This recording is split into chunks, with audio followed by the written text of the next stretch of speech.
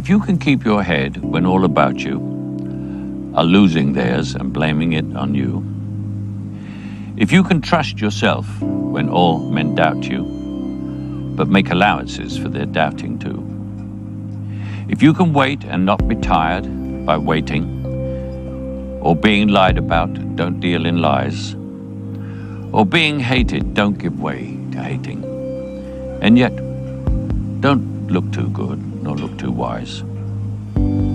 If you can dream and not make dreams your master, if you can think and not make thoughts your aim, if you can meet with triumph and disaster and treat those two impostors just the same, if you can hear the truth you've spoken twisted by knaves to make a trap for fools, or watch the things you gave your life for broken, and stoop and build them up with worn-out tools.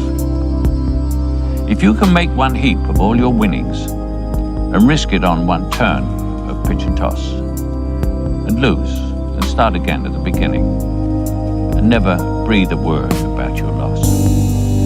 If you can force your heart and nerve and sinew to serve your turn long after they are done, and so hold on when there is nothing in you except the will which says to them, hold on. If you can talk with crowds and keep your virtue, or walk with kings nor lose the common touch, if neither foes nor loving friends can hurt you, if all men count with you, but none too much, if you can fill the unforgiving minute with 40 seconds worth of distance run, yours is the earth and everything that's in it, and which is more, you'll be a man, my son.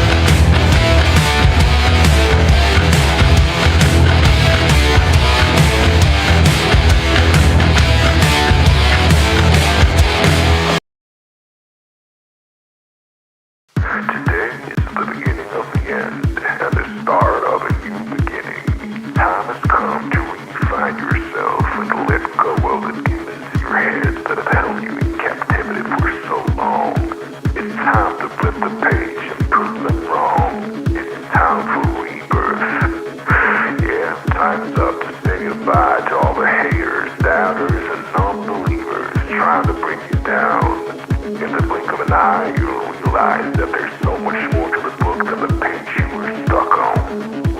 Finally, you will be free to live a life you love living instead of the life you think other people want you to live. Remember, you are the highest authority when it comes to knowing what you want and what you love. So stop trading yourself for the approval from others. Ladies and gentlemen, weirdos and geeks, please repeat after me. I don't give a fuck.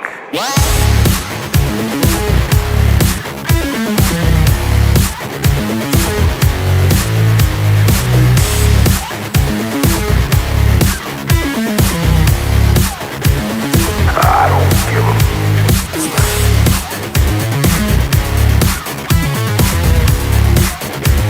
I don't give a fuck.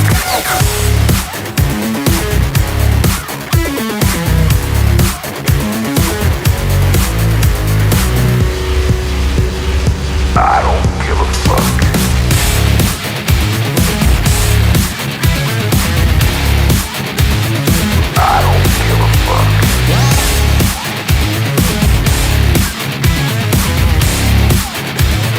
I don't give a fuck.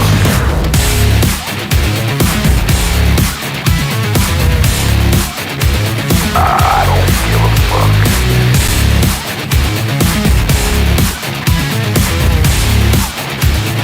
I don't give a fuck. It's time to start doing the right thing. So trust your instincts, stop listening to others, and own your decisions. People will always tell you what to do, opinion how to live. So let's create space for what matters most to you. You'll be glad you did. Now start claiming your time and your mental well-being by saying no more. No more. Say it loudly and proudly. In other words, fuck you.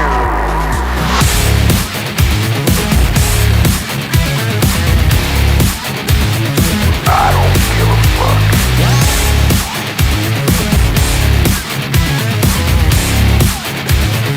I don't give a fuck.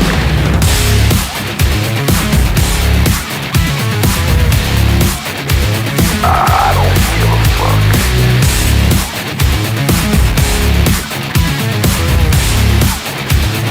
I don't give a fuck.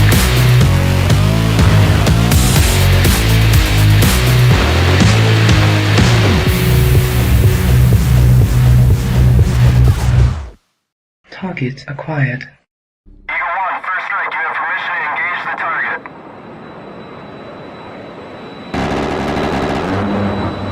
Warning: the following video contains explicit language which may be offensive to some viewers or inappropriate for children. The content within this video is intended for mature audiences only.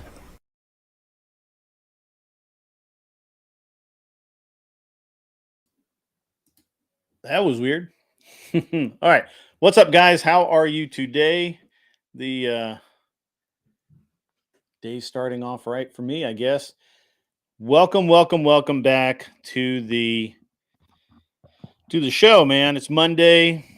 A lot to talk about. A lot of politics stuff happened on Friday and throughout the weekend that we need to talk about. Some financial stuff as well. We're going to have a good time. You guys are going to enjoy this. All right, so let's see who's out there. Anson Knowles apparently was first in the chat today, I guess, with Seriously Shelby headed off to Basic right now. He is, Anson's going to pick up the slack. So welcome, sir. Good to see you out there. Effing Epic is in the chat. Good to see you, sir. 13 Bujikan is in the chat. The Raging Tomato dropped by for a few minutes, did a little drive-by fruiting. That's okay. Raging Patriot says he's got a doctor's appointment. We'll be busy today, but he dropped by. Mikey Balls is in the chat. Good to see you, sir. Awesome. Good to see you. Mr. dropped in and started right out of the gate. True Social says Trump to implement national state of emergency for mass deportation. Is he going to do it? Fact or fiction? He can do it. The only question is if he will. Imperious is in the house. No, I do not own a B-29, but I have been on one. Um, yeah, this is a Reagan speech. I'm not really sure, Mister. Yeah, so got the usual suspects in the chat. I see R. Allen out there. I haven't seen Roland lately. It'd be cool to have Roland back in the chat. I think he's promoting his book right now, which is probably consuming a lot of his time.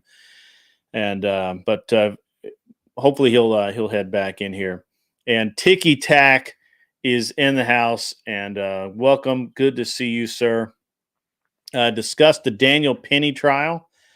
We might get to that. There's a lot of interesting trials going on right now. It's an interesting thing right now in the court system because we've, look, we've had a lot of access to the courts, pretty much forever, right? But it's unprecedented the immediacy with which we get the news today. So apparently, are they really moving forward with a mistrial?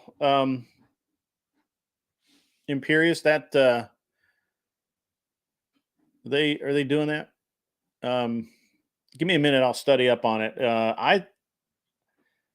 That's the Marine chokehold case, right? Where it's been ruled that was a sole cause of death in the guy and all that. Welcome, Mr. Boulay. Good to see you drop in. We'll talk about that. And there's still the what is her name? Laken Riley. That trial is going on right now. That one has huge implications, to be honest with you, about how your average person, if there is such a thing, views the illegal problem, as we say. But what I was going to start out with, guys, is have you been monitoring at all what's going on in Pennsylvania? That's fascinating right now.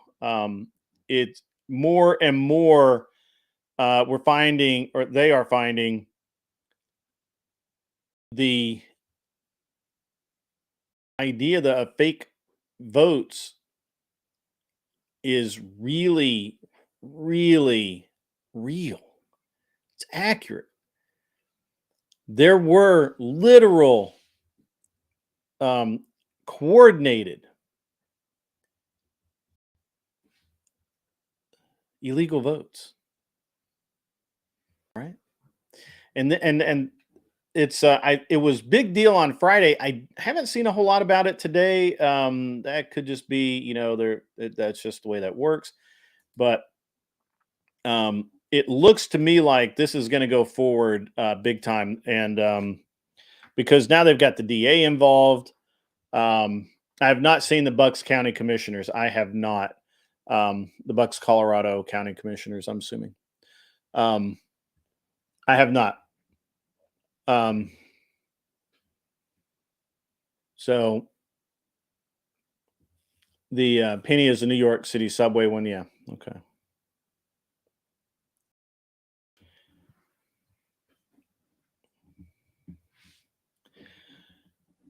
Yeah. Have you seen Imperious? Have you seen the prosecutor and the district attorney, their district attorneys in Pennsylvania, how they are, and the state attorney general in Pennsylvania, I guess is her position. They are really going after these people. Like they weren't initially, but they just kept finding stuff and finding more and more and more. And it's just, they couldn't deny that this is a huge problem and that they just can't get away from it. And it's going to be really, really bad for Pennsylvania. But see, Pennsylvania, they're going to use the information. And Mr. Mystery, I know you pay attention to a lot of this stuff. I'm not sure that Imperious really does, but my gut feeling is that Trump's legal folks are going to be looking at what happens in Pennsylvania to apply to Georgia and Arizona, where there's a lot of voting irregularity, and they're going to use this one case to link them all together. I don't know that they can go class action or any of that kind of thing, but there's definitely going to be a lot of pressure for voter fraud measures and ballot reform in these states, especially states that do not require ID. And it's going to be a larger and larger deal. And the thing is that the Democrats in those states are taking so much heat right now that if they don't do something about it, they could find themselves voted out very easily. And I would not have said that a year ago. However, I think that's the truth right now. We're going to get into that a little deeper here shortly. First, I have to do my obscene profit diatribe, guys. I'm actually starting to spend a lot of money on this show. I just got a new lens for the camera that's doing pretty well. I've got another one coming for a different angle. I've got a lot of I've been putting in a lot of time and effort into this, and anything you guys can do to help out would be much appreciated. I have, after much peer pressure, I have started establishing goals. We have a goal right now of 10 super chats in the next 45 minutes during the monologue. I will read those. I believe that they have to. I don't know what triggers them. Or what counts. Not really sure, but check that out. If you feel like throwing some money my way, that would be great. If you don't, that's cool too, man. It's all good. I'm not gonna hold your feet to the fire. Mikey Balls says the Lens Fund $4.99. Thank you, sir. Appreciate that. And he's first one on the board. The I don't, the interesting thing is that I always thought that I would just get one lens and that would be it. But I change things enough that I end up needing more and more lenses to make everything work right. I guess I don't know. I think I've overcomplicated this thing a lot, but it is what it is. Mikey Balls, thank you very much for that. I really appreciate it. We're at an interesting point, guys, in our society, in that for years and years and years, we've known that there was voter fraud. We just haven't been able to really prove it. It's been very hard to track. It's just very interesting. 13. Yeah. So here's the thing.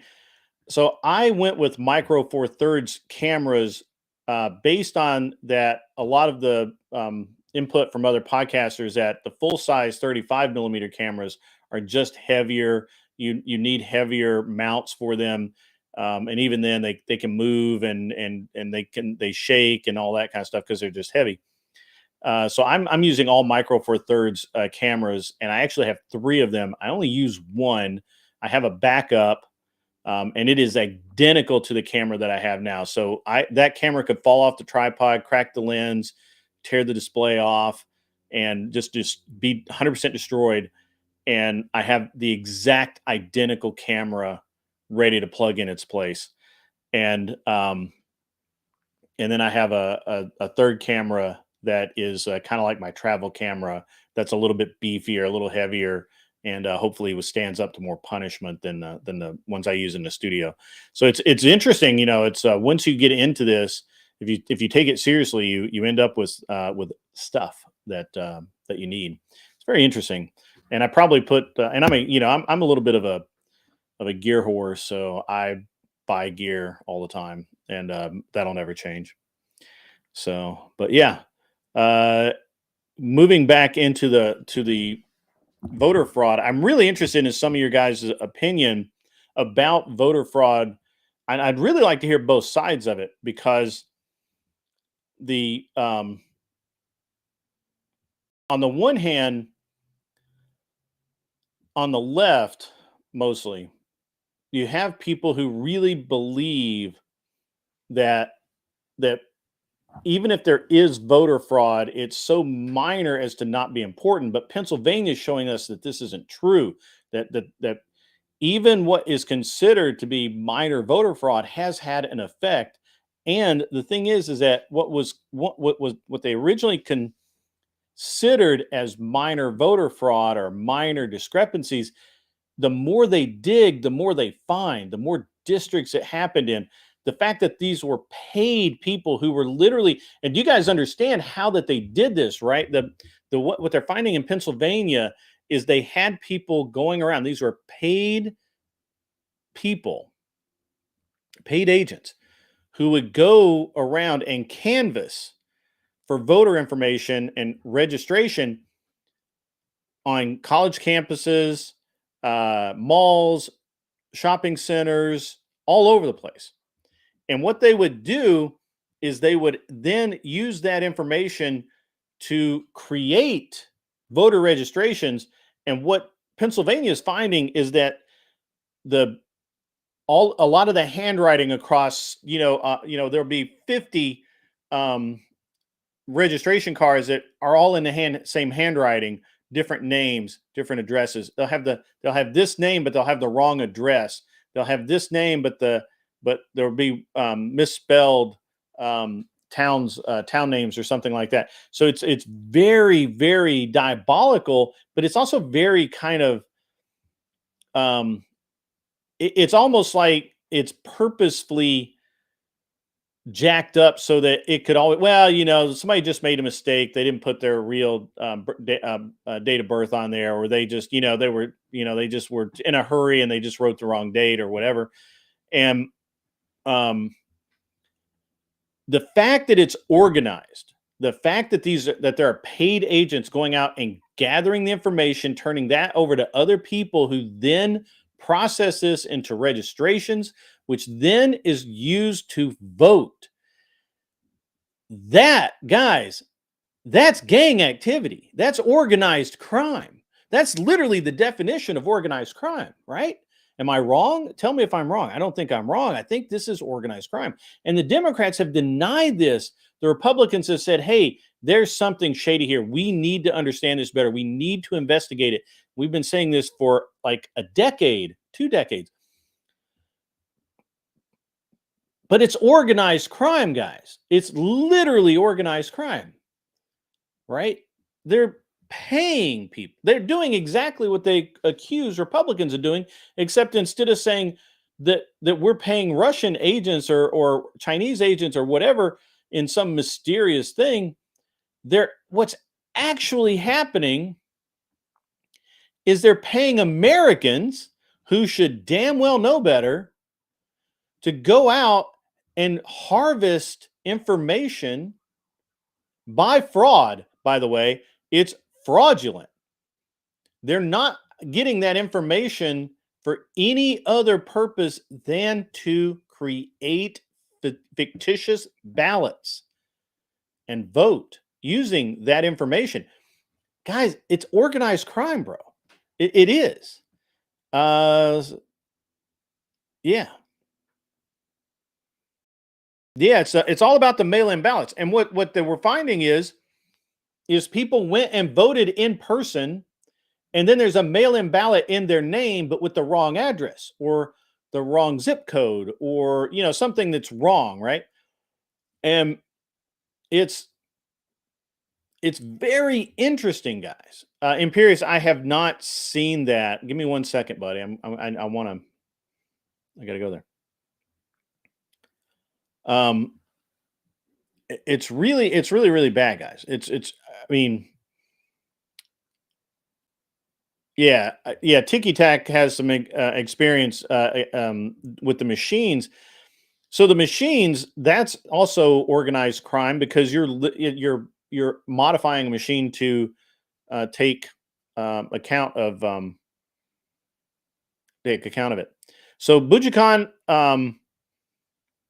So in Tennessee, and I looked this up, I wanted to make sure in my state of Tennessee, you can use a driver's license. It can be expired, but you have to use a driver's license. You can use a passport. I used my passport this time just to see, and they looked at it, they scanned it, they did all of the things and made sure it was actually a real passport, and they looked at me versus the picture in the passport. So I think that um, that's a real thing. Um, yeah. Um, so I think that it's a guys. This, I mean, what the left is doing, what these agitators are doing, is by definition organized crime. There's no other way to put it. By the way, when I get taken down for pointing this out, but when the channel gets nuked, um, just remember that I said it out loud. Right? It's organized crime. All of this uh, information harvesting, all of this, um, I mean, it's identity fraud at the base, right? And so basically, what they're really doing is the leftists are acting like that, are doing the same exact things they're accusing Russian agents of doing. And the reason that they can accuse them of it is because they do it themselves. They understand how it works because they do it.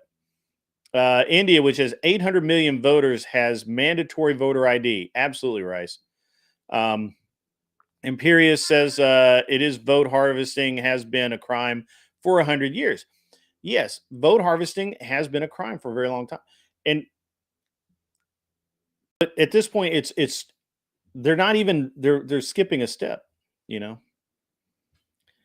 we have to guys. I know that I'm kind of preaching to the choir because my audience already believes in all of this, but maybe there's some people out there who are not, maybe there are people that are listening or they're going to watch this later and they're leftist or they lean left or maybe they're undecided or independent or whatever.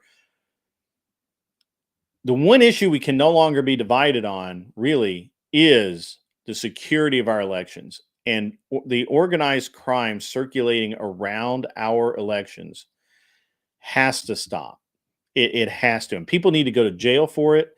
There has to be extreme punishment.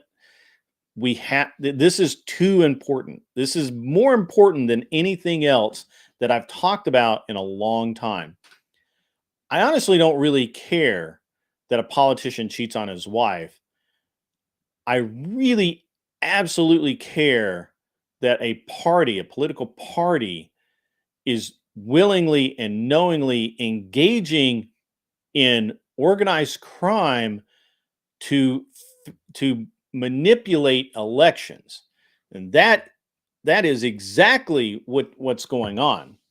I'm going to take a second here. Welcome, the Farney. Sorry you came in a little bit late. I've been railing about what they're finding in Pennsylvania and how I think that it applies across the country. I'll go into a short summation here in just 1 minute and just and pick back up where I left off.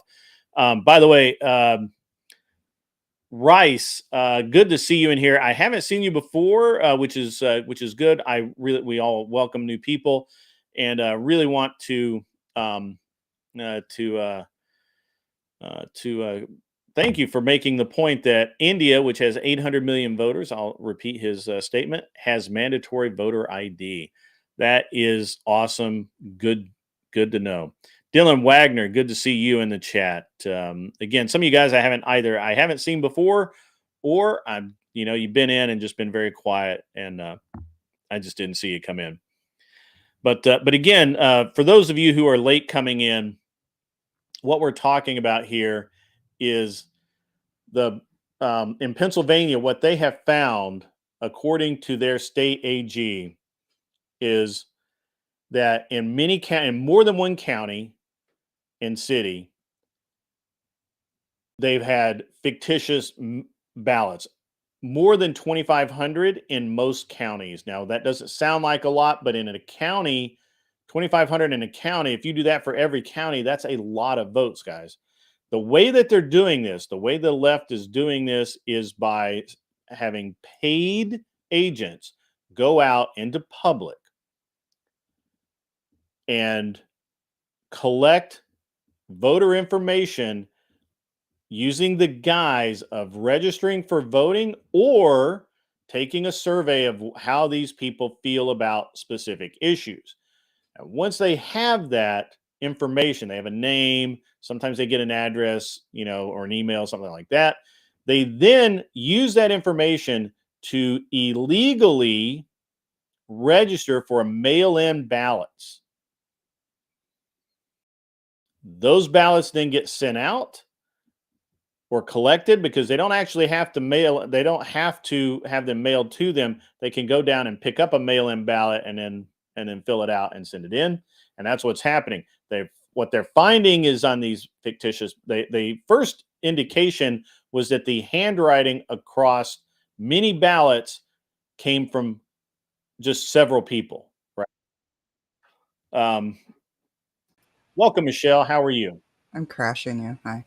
That's okay. That's okay. You mind if I continue my rant? Absolutely. I totally missed it. Yeah. Okay. So when they started investigating these mail-in ballots, what they found was that the handwriting on a lot of them came from, very few people. And, they'd have 50 or 100 ballots and they all had the same handwriting, right? Like, that's suspicious. And then the names would not match addresses, names would not match driver's license numbers, and all sorts of, there were a lot of inconsistencies, more than just a mistake. In following that up, what they found is that in all of these cities and counties,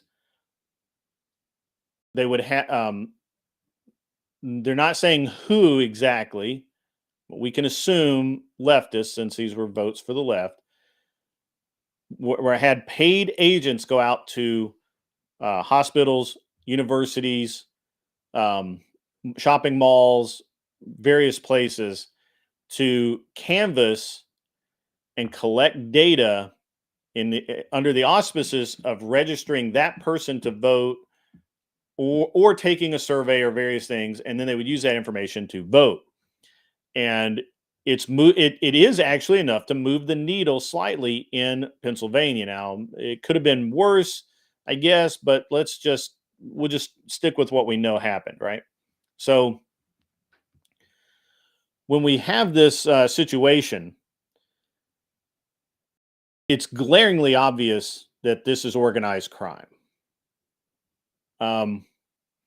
Yeah, that's right. Bucks County Commissioner Imperius is right. But Bucks County commissioners openly said they were defying the Pennsylvania State Supreme Court or Superior Court, and are counting ballot after the election day when the ballot is not dated. The ballots also, a lot of them weren't dated. A lot of them showed up after the deadline and all of that. So right, that's right. We know nobody follows a court order in this country anymore, but that's wrong. So I think Trump's legal team is going to go in there. They're going to take what's going on in Pennsylvania. They're going to call it what it is, organized crime, and they're going to use that to put a lot of pressure and use a lot of leverage against the other states. Arizona and Georgia, I feel like will be the number one targets. They will, and I feel like there'll be a lot of pressure to change their voter registration and voter laws, especially regarding mail-in ballots and who can use them and how they can be used. And I think it's really interesting. What's really interesting is that this is the exact same kind of evidence they found in 2020 that was not allowed to be presented, that was denied, that everyone said, those are ghost stories, they don't exist, and whatever. So it's very important, and it's very important that we realize that this is a real thing. Farney, if you would like to come up, one of the moderators, you hop into the Discord. One of the moderators will get you the link, or they can post it in the chat and then erase it really quickly. But if you're on Discord, just go grab the link. You can come up. Yes, and Pierce, they should get RICO charges. It is actual organized crime. How do you feel about this, Michelle? You are my news, Grid. I am your news. You are my news. I don't know how to feel about that. I gotta stop my video for just 1 second. But I'll be right back. Keep talking. I'm listening and talking. Okay. Yeah. Actually, I didn't get YouTube alerts for you, so really, you really were my news. Like, I didn't even know you were going live until you messaged me the link through Discord, and I'm like, YouTube didn't say anything to me. I'm gonna go crash him and tell him. Uh-oh. Yeah. Otherwise, I would be in chat. Yeah. So, as far as like the voter fraud, not surprising. I mean, I can't say I'm like super invested or I care. I don't. But those are my thoughts. Okay. My girl thoughts. Yep. Okay. Would you think that? Do you feel like that it is? Do you feel like it's an overly?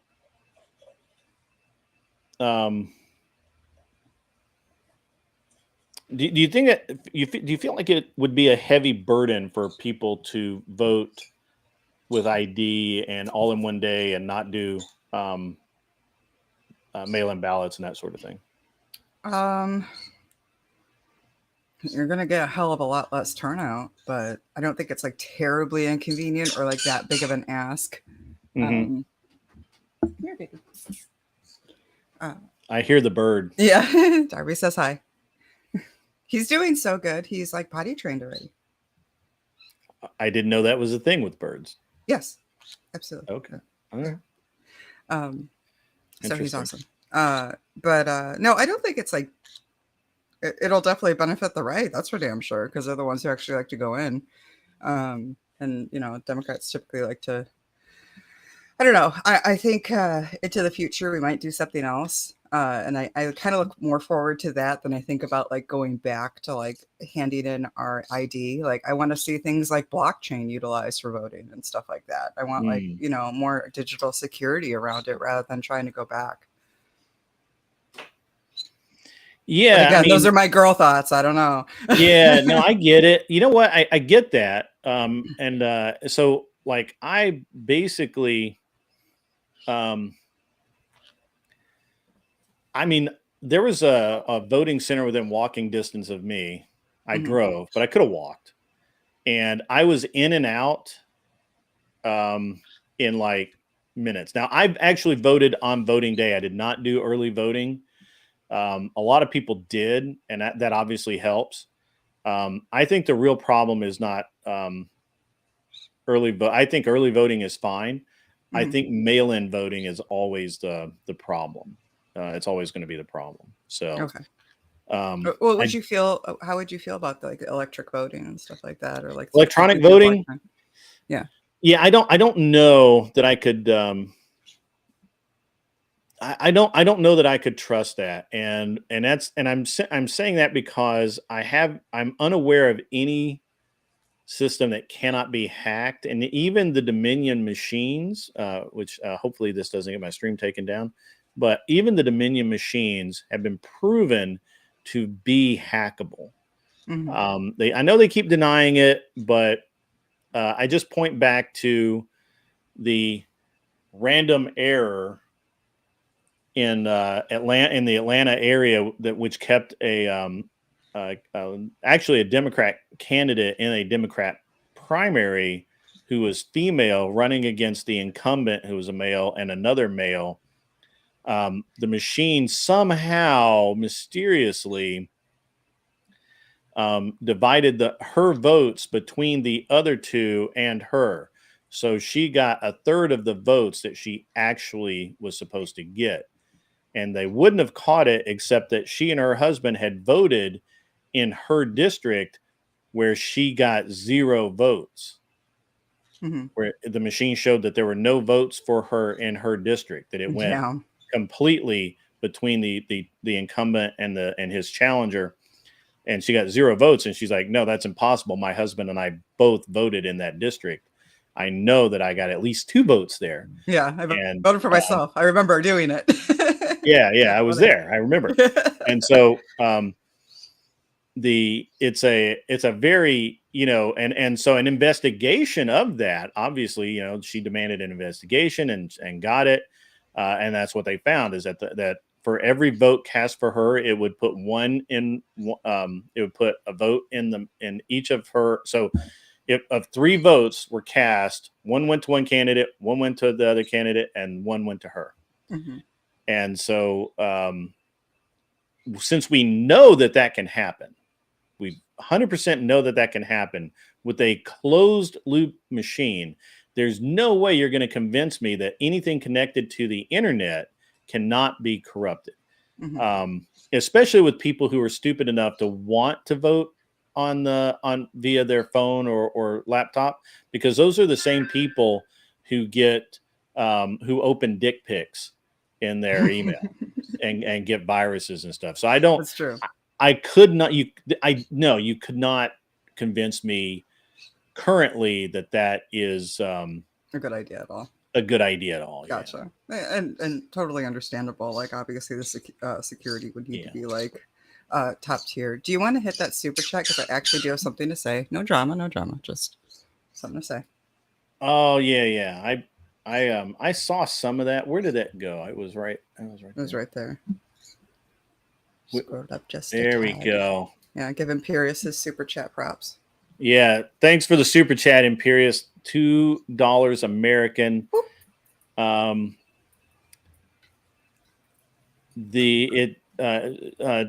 Tomato was by earlier. I don't know, but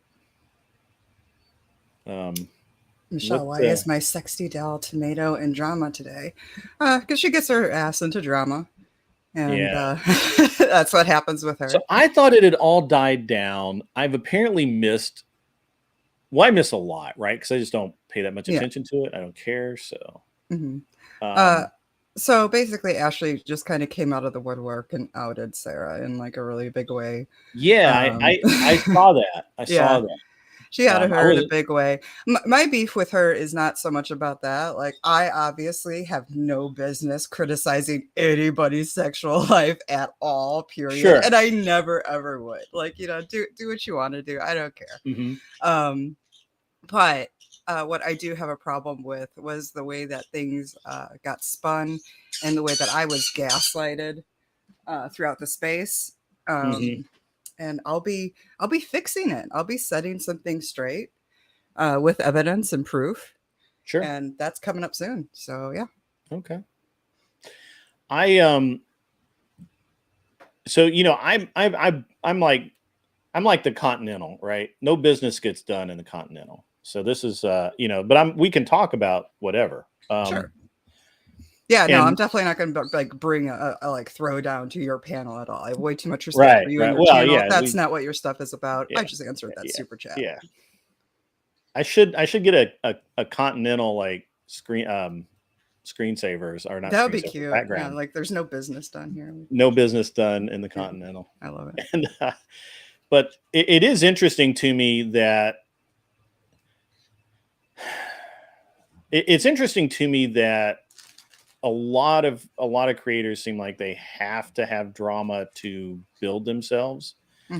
And as a matter of fact, I was on last night with Rattlesnake Jake and Sarah, and Sarah kind of basically came right out and said that the drama helps promote her channel, and she just doesn't really care that much about it one way or the other. And I see that point of view, but for me, I'd rather be known for having really good conversations and having, being a pleasurable experience, or you get something out of it, then I just went over there and laughed my balls off because somebody was tearing into somebody else. There's a time and place for everything. I just prefer not to be that guy. Not that I don't like participating in drama once in a while. Certainly, I think all of us do. But that's I a just don't terrible want. mindset. You know what? It's not. Oh, buddy, you gotta be quiet. It's not actually quite right. Like, yeah, Sarah will totally profit off some drama, but she will be very, very, very resentful of any kind of drama that centers around her or is critical of her. Sure. That is the drama that is like very much not allowed on her channel. So, but yeah, she'll definitely showcase everybody else's drama and profit off of it. That is her playing her YouTube game, which is what I've always suggested that she do. Yeah, no, that's totally, so it's an interesting thing because I've actually, by the way, Tim Hale gets a link, guys. Tim Hale has to come on the panel. Is he in so Discord? he has no, he needs a link. Get him a link. You may have to send it to him on X because he's I don't think he's on Discord. Do you know who Tim Hale is, Michelle? Remind me. He served 3.5 years in federal prison for nothing. Oh yeah, okay. Yeah, he's gonna be fun to have up on this stage today. Okay, I just sent Farney his. Yeah, I sent Farney one as well. The Farney is in his house. What's up, my dude? Lovely people. All right, let's see if I can find Tim Hale in your Discord. Just you may have to ready find him on to X. get into some good talks, man. How about you guys? Man, I'm actually really relaxed I today. muted the stream because I was hearing double, but hold on. How come I'm not hearing it on Streamlabs for you guys? I don't know. Are you on? Well, all right. So Talk Studio is Streamlabs. You're on Streamlabs right now. Yeah. Why am I not hearing it over there though? Like I'm hearing myself on YouTube and I'm only able to hear you over there. I don't know. I don't know what you did. I'm not operating your equipment. That's Michelle's job. Boomer moment, bro. Right. Check your audio settings down there where it says mute. Click the little arrow next to it, and then it'll throw up a menu. And just check your audio. Oh, for some reason it's playing out of my mic. That's so bizarre. All right, one sec. Oh, if you have a monitor mic, it might do that.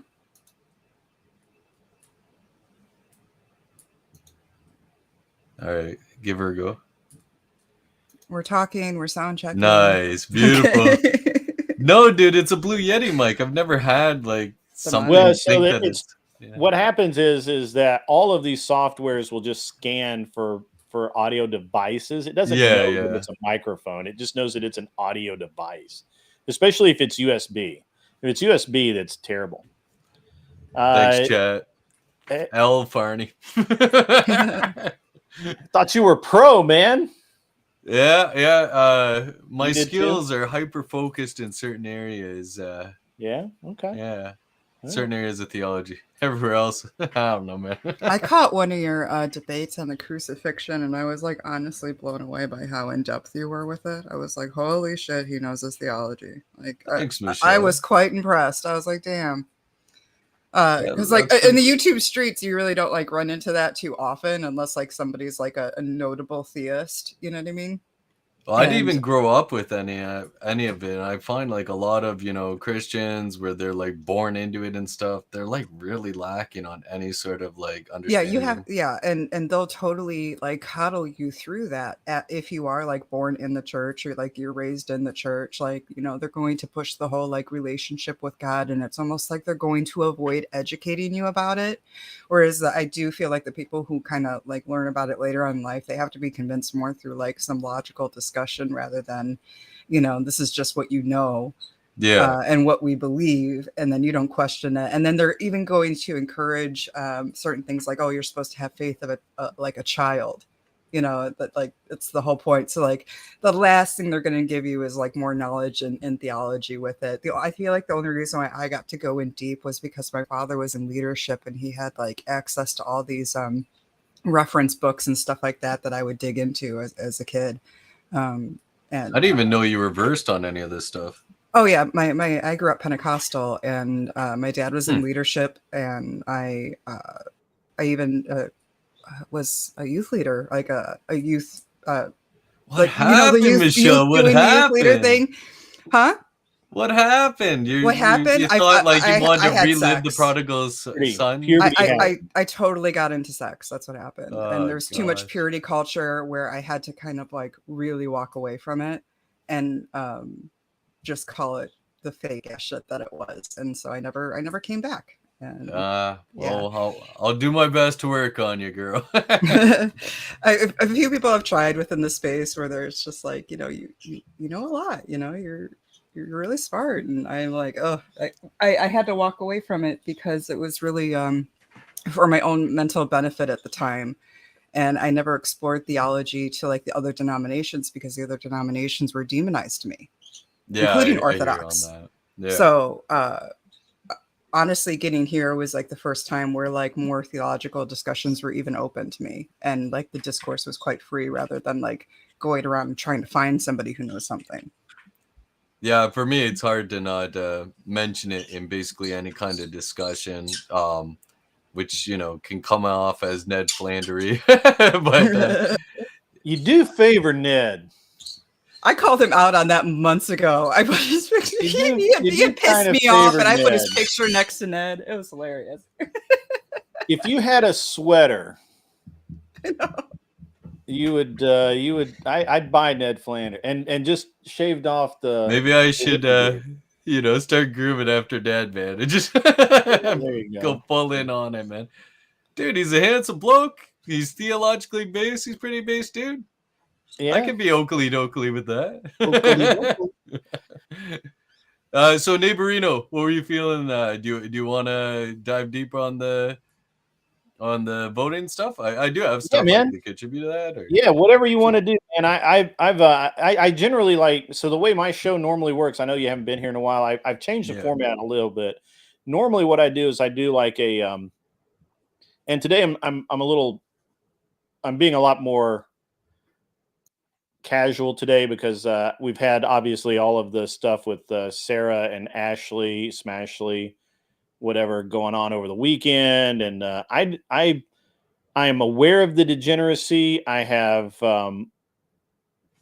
you know, looked at. I've watched some of the game film. I'm not saying that I'm well versed on it per se, but you know, it's I'm aware of what's going on. So we have to kind of at least talk about it a little bit because it's what everybody's talking about. And so it's a little bit different today, but yeah, normally I do like my monologue and then I have people up. And then in the last part, I like to take caller. We rarely ever have actual callers to question, things that you might say, or whatever. Normally we just continue talking until I send people elsewhere. But that's the way it is. Sounds good, man. Yeah. So, what do you think about what's going on in Pennsylvania? I haven't kept up with it, but I believe there was a delay, right? Yeah, so just really quickly, what they did is they first of all, the Supreme Court said that they could not. I keep saying Supreme. The Pennsylvania Superior Court said that they could not count these votes, They did anyway. So and I'm not really sure what her position is. I believe she's the state attorney general. I could be wrong about that. Somebody will know, right? Somebody will have read the article since I have. And she's basically come out and said that they're aware that there's voter fraud. She gave a list of ways that they knew that the votes were fraudulent, like signatures didn't match. In some cases, the signatures were obviously the same person. Yeah. The handwriting was obviously the same person over a large number of votes. Addresses were wrong. Birth dates were wrong. There were all kinds of inconsistencies, which taken by itself is whatever. But when you look at the sheer number, it's very obvious that there was an issue. They've done some investigation. What they have found is that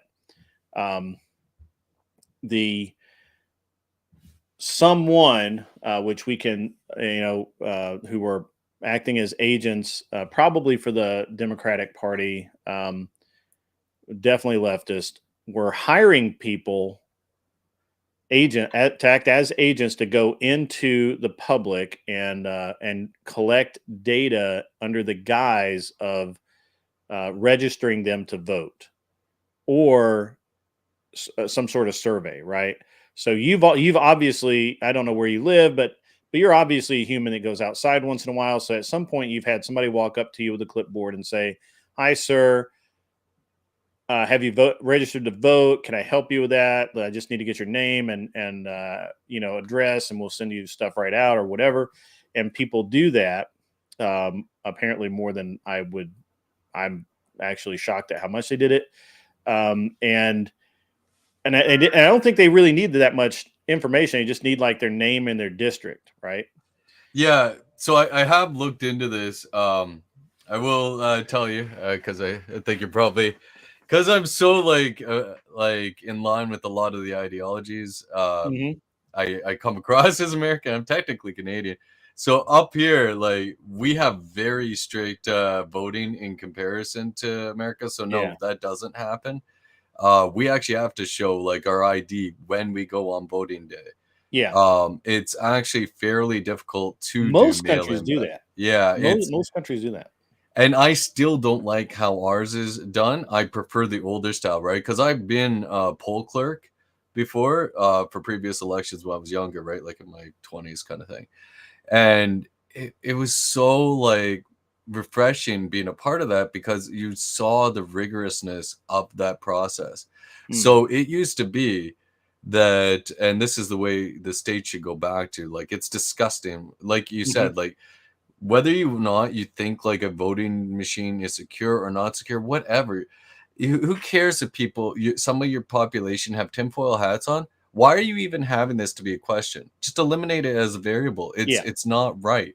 So you want to be as transparent with this process because everything else is built off of this. If you can't trust the voting system, you can't trust the republic or democracy that you're kind of trying to have everything else flow off of, because you can't trust anything they do. So you're not even going to be like, okay, I accept the leader. I don't like what they're doing, but you know what? The people chose that leader. So Sure. I'll abide by that, right? Right. But if I you feel start like- to go ahead.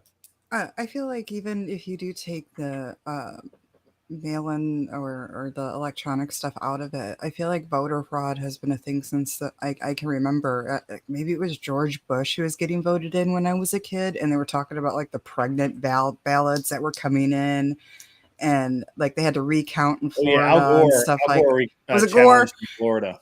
Yeah, like I remember that like vividly and distinctly, and like all of this was like not an issue. I mean, is this really a problem that's going to go away at all to any it level? should be sorry yeah, it should not be easy at all, like for any of these alternative ways of voting. Like it should be like a very annoying process. Thanks, Hanson. It should be it should be a oh man, that didn't throw me off at all. It should be a far more rigorous process. Like for instance, your social security number should be perhaps connected to it, kind of thing, because Mhm. people are far less likely to just give that out to random people, right? Maybe you'd Right. have to sign into the government website, and then you're using your social security So number there. so the way that they're able to do this, Farney, is the only way they were really able to do this to where they felt like they I guess they felt like they could get away with it is that um what these people did is they gathered the information, right? And then they went and picked up mail-in ballots, took them somewhere, filled them out, mailed them in. And what it my theory is that they were holding those ballots to see if they would be needed, and when they were, they disseminated them, but it was late. It was past a cutoff. And sorry guys, I forgot to mute that. And so this is what prompted the entire investigation. Had they submitted the ballots earlier, they might have had a cursory examination and gotten away with it. But because the ballots came in late and so many of them had issues, they started looking deeper. And the more they dig, the more they find. And I think what's important right now is the fact that or the my hypothesis that Trump's legal team is going to um, just keep digging, and they're going to use it, especially against states like Georgia and Arizona that have no voter ID requirement, and they make it very easy to do mail-in ballots. I believe that Trump is going to use and I think he should use these findings as leverage to push this over, and he can use it as saying, look, we now have definitive proof that this happens, and this is in fact organized crime. You have hired agents who are going out gathering information, knowingly committing a crime on a grand scale, and then submitting it, and there's multiple people doing it, so it's by definition it's organized crime. And I would really, really love to see the money followed that was paid to these people. I would love to see that tracked all the way back to whoever hired them and whoever was behind this. And I think people should go to jail. Now, whether or not that part of that happens is that's just like icing on the cake. The meat of this issue is we need all of our states to have a voter ID requirement, and we need a reform for mail-in ballots. Those two things, I think, are at this point non-negotiable for most Americans. Most Americans, I think, are really tired of every 4 years of voter scandal. Yeah, I don't know anywhere in Canada that you don't require some sort of identification. It is Yeah. so bonkers. Like if you don't have a driver's license, you have to use your passport. If you don't have to have, like, if you have like some sort of other thing, like say, I don't think you can use a health card because health card has certain weird stuff. Yeah. But if it's like a weaker one, you have to have that plus like a letter mailed to your address. Like it's not easy at all. And So I actually did a mail-in ballot once. I knew that I was going to be in California during the election, and so when before I went down early. I went down to the clerk's office and I said, "Look, I'm going to be out of state. How do I do a mail-in ballot?" And they're like, "Well, we need to see your ID, and we'll enter you in. We'll enter you in your information, and at voting time, we'll mail you your ballot." And I said, "Okay, great." And they did. That's exactly what happened. I gave them my information. I gave the lady my driver's license. She added my name to the list. A few weeks before the election, I got my ballot. I filled it out. I put it in the mail, and my ballot was counted. And that's really the way it should happen. I believe, even for a mail-in ballot, you should have to present an ID to get a mail-in ballot. The only exception I could think of is for the military, who they have, they have people that know who they are, right? Like Yeah. in theory, at least. So it's very interesting. I think it's in the news because, in 2020, all of the things that Trump said was happening that everyone vehemently denied, Yeah. violently denied. Except for foreigners that were agreeing with the other tinfoil hats. Like I saw everything that was going on, man. It was Yeah. obvious. So many people, all of the agents, everybody's like, no, you guys are nuts. This is your conspiracy theorists. All of the things he said was happening. We now have proof Yep. that is what is happening, and or was happening, and now it's pretty crazy. So So I don't know where we can go from here except to fix the problem. And yeah. I think the pressure, um, the pressure has to come in a variety of ways. I honestly believe that it should be um, a participating in election fraud should carry a death sentence. Yeah, I think it is treason, right? You're Yeah, it's you're treason. literally going against, like I said, it's a You are core thing conspiring of your against your country. government. Yeah. Yeah. Yeah. Like the thing is it's like I I kind of agree with some people that are even against mail-in ballots. Like we have, for instance, advanced polling, but like suck it. Like if you can't be there, okay, you lose your vote for one election. I don't care personally. I care about, like, and sorry, I know that's gonna come across as offensive, but like It's okay it's here. You're in a safe space. it's once every 4 years, right? Mhm. Like, do we really like care about these people that are not getting it? I think less people should be voting, period. And I think that the people that are voting should at least be 100% certain that it is who it is, right? And what I was going to say about being a poll clerk earlier is we had an extremely rigorous process where we had representatives from any number of the parties that want to show up at the poll stations, right? Where they're allowed to stand there the whole time, watch the entire process, like Yes. be completely like in your face kind of thing, as long as they're not obstructing the process, right? Sure. And so there's always eyes on it. And back then, we didn't have these stupid electronic machines. It was handwritten. You put it in the box. The votes are never out of anybody's eyes. And then the seal is broken at the end of the night. The votes are dumped. One person that's working at the table says, vote for this person. Another person does. Everybody that's a witness gets to look at it, and then it's put over at his side. And then they do Mm. the next vote like that. That's how voting must be done. Any other process is stupid and it can be rigged. I cannot see a way, or it being some sort of weird, like amazing IQ way to rig that process, other than if for some bizarre reason you then had like the reporting in numbers wrong.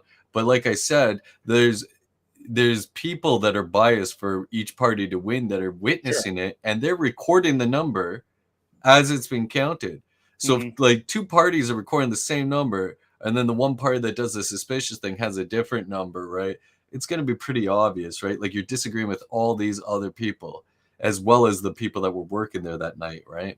Yeah. So that to me is the only way I'd gain faith back in the election. Ever since it went to electronic voting, I haven't trusted our elections either. Mm. Yeah. So Mark Wingate on the Fulton County, Georgia Board of Elections testimony was 147,000 2020 ballots still have no signature verification. No Dems can answer to this, not Destiny or any of them even respond. See, this is what the problem is that we just, the lack of intellectual honesty is huge. It's crazy. Um, and it's really bad right now. And I think that I don't know. I mean, Well, we have. I think one of the things that kept our elections as honest as they were this time, is the fact that going into this, you had people like Crowder and My Pillow guy. all of these people out there literally stating that there were going to be poll watchers at every polling location, and they were prepared this time when in Democrat controlled areas, when they would try and throw the poll watchers out or say, hey, you can't follow the car holding the ballots to where they collect the ballots. They would say, no, we actually can, and we're going to. And they had the legal teams lined up to make sure that the least amount of election interference happened, and it still happened anyway. So it is an interesting thing. I think Trump, and obviously we're very concerned with right now. Everyone is talking about what Trump's going to do in office, how he's going to handle all of this stuff. We're constantly looking at his cabinet. I did a whole thing on it the other day. I think one of the key things, one of the most important things Trump's going to do, if he does it, it will be landmark, and that is withhold federal funding from any state that doesn't require voter ID in state and national elections. Yeah, that'd be wonderful. And start. if you want to have your state, your Congress or House or whatever, Parliament, whatever, or parish, whatever it is, whatever your state uses. If you want to elect those guys and not have the controls in place, not use ID, not require voter ID, all of that. If you want to do that, that's fine. But the federal government cannot give you any more money, period. And you can say, well, that's a state issue and the federal government doesn't belong in it. But the way the elections are controlled in every single state has to be the same, and it has to be consistent, and it has to be as honest as we can make it. Look, people are going to cheat, but we're not talking about a little bit of cheating. Well, and mistakes happen as well. Mistakes happen. We're not talking about a little bit of, I filled out my wife's vote for her, or, whatever. We're not talking about this much. We're talking about basically organized crime to control the outcome of an election, which again, I believe is a treasonous act and should be punishable by death.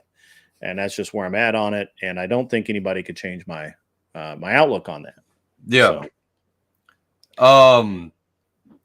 So what are your thoughts on me saying like we should just eliminate any mail-in ballot or any other way, and the only way is in person, written one, the sealed box? Like I said, it used to work, so I don't see why it couldn't keep working. So I like the way my state does it, where they require, if you want a mail-in ballot, you have. But the thing is that why would you need a mail-in ballot, right? Well, I'm going to be out of state, or I go to school here, but I'm going to be home during the election, or whatever that, or I'm taking a trip to outer Mongolia or Peru or whatever. There's no excuse for not being able to walk into your county courthouse, fill out the form, show your ID to the clerk, and have that taken care of. Physically disabled, Michigan Christian, maybe, but I believe I believe you could use a hospital as a polling place, and therefore that would be, you could make that happen. I did think about this earlier as well. We allow this in many other sectors of our life, and I don't think people have an issue. If you have a physical ailment, you're pregnant, whatever, right? You can't be in line for a long time. Well, you can do that perhaps, but I'm saying like even if you want to have them have to show up, they either have a separate an accessible location and they go to the front of the line. Sure. They're processed before anybody else. If you're able-bodied, you I have can to agree with. like, I mean, there's always a solution for these whataboutisms, right? yeah, What and they're about the healthy military? Well, solutions. that's easy, right? They're all Yeah, verified. That you could have a polling place on base, right? yeah, In Germany, this is nonsense. I mean, there's a lot of ways to deal with the problem better than we are currently, and that's just. I mean, that's where I'm at it. Like, there's no excuse for. There's literally no excuse for how sloppy the mail-in voting process is in specific states. They know it. We know it. It's time for the federal government to step in and look. If you don't want any federal money, right? Like, we're not going to pay for your roads. We're not going to help your sewer system. We're not paying for your trash. We're not paying for power. If you want to be that state, okay, cool, great. We turn off all the funding, and no Department of Education grants, none of that. You can do it all on your own because you decide your state wants to not participate in a legitimate election. In yeah. fact, there has to be a price for that. So, I'm good with that. I want to redirect the conversation a little bit because. Do Oh, you go ahead. mind if I make one white pill Yeah, yeah. comment One before we last move point. Yeah, off go it? ahead. Yeah, yeah. It's kind of good that whatever happened in 2020 happened, Mhm. because Yeah, now we get Trump during all these years without COVID happening, right? yeah. Without the coof. Sorry if the words TOS, I'm not sure. Um, I don't think you can say it like a lot. I say it okay. every now and again, and I haven't had any issues, but it's okay. Okay, fair enough. So we know what I'm talking about anyways, but Yeah, it would have sucked if his last term was during all that, because 3 years of Biden's time was all taken up by that nonsense. And then Trump would have been known as like all this yeah. But I extra think we'd time. be in a way different place right now if Trump had been. Perhaps they wouldn't shut down allowed the lockdowns to happen, but I'm not sure, man, because he let Fauci basically have free reign with all that Yeah, nonsensical he did crap. in the beginning, but he was already starting to rein him in before he left office, right? He Yeah, was but the guy already should. saying that even before he left office, he was already saying, Fauci, no, dude, you can't. If we said 2 weeks, now we're working on a month here, right? Now the elections are getting screwed up because of the this situation, and But I then, don't think Trump, regardless of what his advisors said, I don't think Trump would have continued forward the way Biden did. You know, mhm. um, he wouldn't have killed Keystone. Uh, Yeah, he that sucked. he would not have. He would not have. We wouldn't. He would not have supported the Ukrainian war.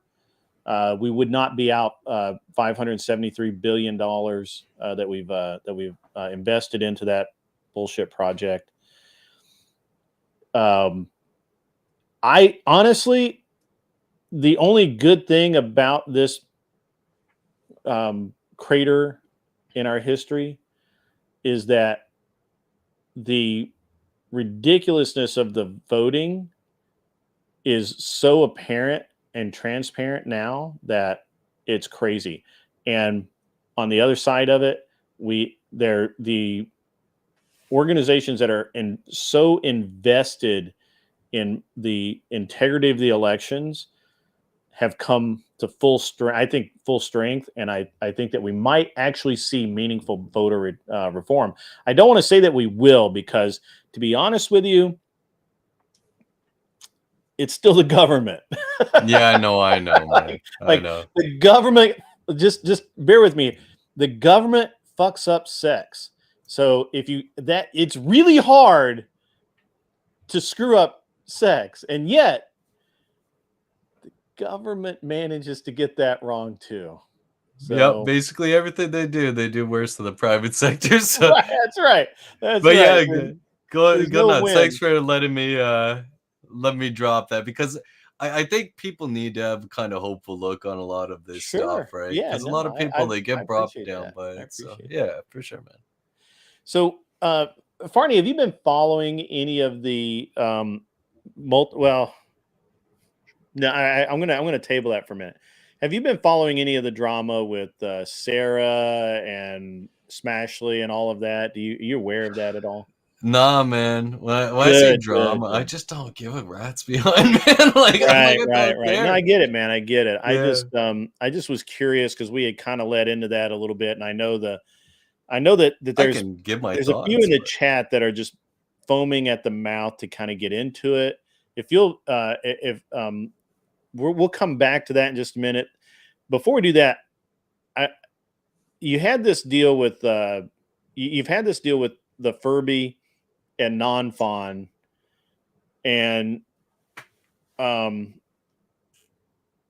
I have an opinion of non-fawn that is interesting. um I'm curious what your perspective is in having any like interaction with those two characters. so I I think non-fawn is perhaps more genuine. Hmm, To me I would agree personally, with that. on the whole Furby thing, they're so disingenuous and they've already been exposed time and time again. Like Hmm. you've seen it. Every In interaction real I've time. ever yeah, every interaction I've had with them, they're like, show me one of your sources, and I don't want a right-wing conspiracy source. So then I get like an extremely prominent left-wing source. Oh, go ahead, man. Tiki Tack sends in $5 and says, "Y'all are poor." Uh, True. it is. It is probably true. Grid's like, I'm Um, gonna go wash my plane now. Yeah, really. I've been painting my airplane for the past couple of Oh, weeks. I'm I'm actually, sorry. My bad. I'm gonna go paint my plane now. yeah, Wait, I've which one been are you doing that, painting and today, Grid? it is. Let me tell you, it is. So the first layer of the base of all of this starts with this thing they call sun barrier, and it's like it's paint technically, but it's also a glue and adhesive, and once you get it on anything, Oh gosh. it is literal hell to get it off. Like, I was swearing in very colorful languages this stuff, but it actually ends up looking really good. And now I'm at the point where I can almost paint the airplane, and the weather's changed to the so I'm not going to be able to this week, maybe next week. Um, and I actually had somebody earlier today. I have a spare fuselage, which is basically just a pile of tubes welded together to look like an airplane. That one day, if somebody puts a lot of time and money into it, it'll be an airplane. And I have a spare one. And I had a guy literally message me earlier, like, "Hey, I'm coming through on Thanksgiving. If you're going to be around, I'll have a trailer with me and I'll buy that off of you." And I'm like, "Sweet, that'd be great." Like, get it out of my warehouse because I'm not going to finish it. And I'm like, "Are you interested in just the fuselage or the et ceteras?" And he's like, "Et ceteras? What do you have?" I'm like, "Well, you have to call me after 3 and we'll figure it out." But I'm really, I'm very fortunate because I've been wondering what I was going to do with that damn thing. So, Nice. but Yeah, so with the whole like for everything, like look, it's kind of rough because I do want to wake up these people, but mhm. with people like that one specifically, they've gone too far. They're not they're too invested now that the likelihood of them getting out of it, it's not likely. The seeds already been planted, so diminishing returns in my opinion from now on. Yeah. Yep. So apparently you had a 4-hour convo with the Furby that drained Farney's soul. Furby is so disingenuous and delusional. Farney did his best to maintain sanity in that convo. See, this is exactly why I don't actually engage the Furby very much, because Hold on. Was it Thanks, about like Angel. showing children like child appropriate porn? Because like as soon as like that yeah, came about, like completely and totally lost me forever and ever. right. But And it's ethical, Michelle. yeah, and look, It's child abuse. the words ethical and appropriate and child should never appear next to the word porn. Yeah, I hear you Like on that, this, man. these things do not get said together, and it's and look, I don't have anything against the Furby.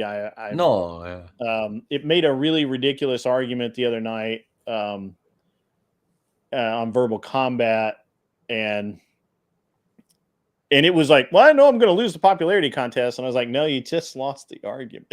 Yeah, no, nobody cares. Like for the most part, like I know sometimes there's a popularity Oh contest, yeah, but yeah, yeah. for Well, the I most almost part, lost people, to Chris Lestrange because everybody likes him better than me, but they couldn't deny that my argument was better. fair And, enough, man. Yeah, if it's yeah, that one-sided too, you'll get the votes, in my opinion. so, But yeah, no, I wanted to say, like, specifically, like, to show how bad this is. So one of the papers I brought up was specifically a feminist egalitarian, mhm. and that wasn't good enough for them. They're like, well, just because they're on my side doesn't mean I have to agree with them. I'm like, you told me to give you a source. Here's a source. Yeah, And then the other one was a high up trans activist, well known and all that, that refuted what they're saying when it came to the idea of trans people aren't actually culturally appropriating female culture, or male culture in the reverse, but yeah. you know. And then the final one, and this is after I did this with him. I don't know if you were there. I can't remember. It was a long day yesterday. I got him to indirectly admit that he's a man, which means that he agreed that he is not only male, but he is a man. So we were Until he has the bottom surgery. but it doesn't even matter because he admitted that identity of trans is still considered man.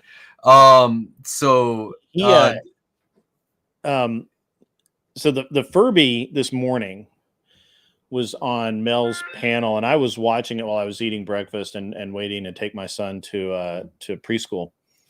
And I'm listening to all of this prattle about abortion, and which the Furby literally had something to say about everything. Like, really?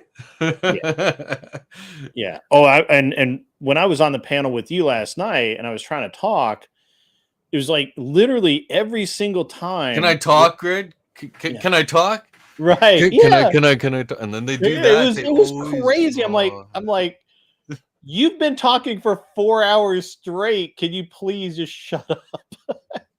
And but it was really funny. But the Furby was talking about abortion, and I messaged Glenn. I'm like, it how can we legitimately take advice on this from or input from this from somebody who literally is ending their line, that are, and by choice, are choosing to never be able to have children, because once he has the bottom surgery, he can no longer. He already had his